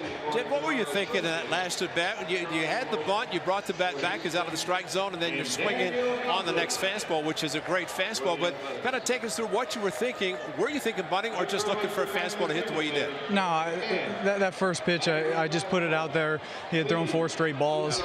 Just trying to create a little movement, maybe distract him a little bit, and he overthrew the fastball. So, or excuse me, overthrew the slider, and he came back with a heater. I was able to drop it in front of Cameron.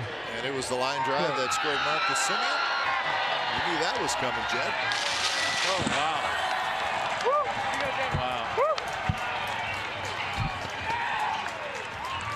How do I turn this thing down a little bit? The volume is here.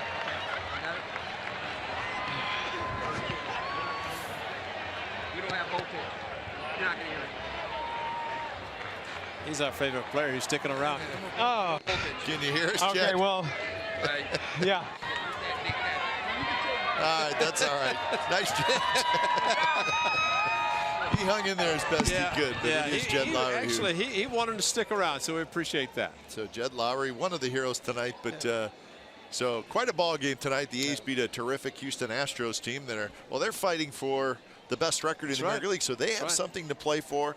It's a team loaded with talented players, but you got to give the A's a lot of credit. As Jed said, if you keep throwing out good at-bats, good things will happen. And I think that happened tonight, even though the A's were down. But you saw good at-bats, and boom, then you get that big hit from Simeon. To your point about the home run, get you back in the game. Sure Got him back in twice, tied it with a slam, tied it with a solo from a couple of guys you just don't expect, and all of a sudden they get the victory. All right, so the final score is 9-8. Had to look at it, didn't you? Because I didn't know either. Yeah, I was losing track. 3 hours and 6 minutes was your time of game. 12,288 in attendance, and they saw a good one as the A's walk off against the Houston Astros. Time now for A's post-game live presented by State Farm. Guys in the studio, take it away.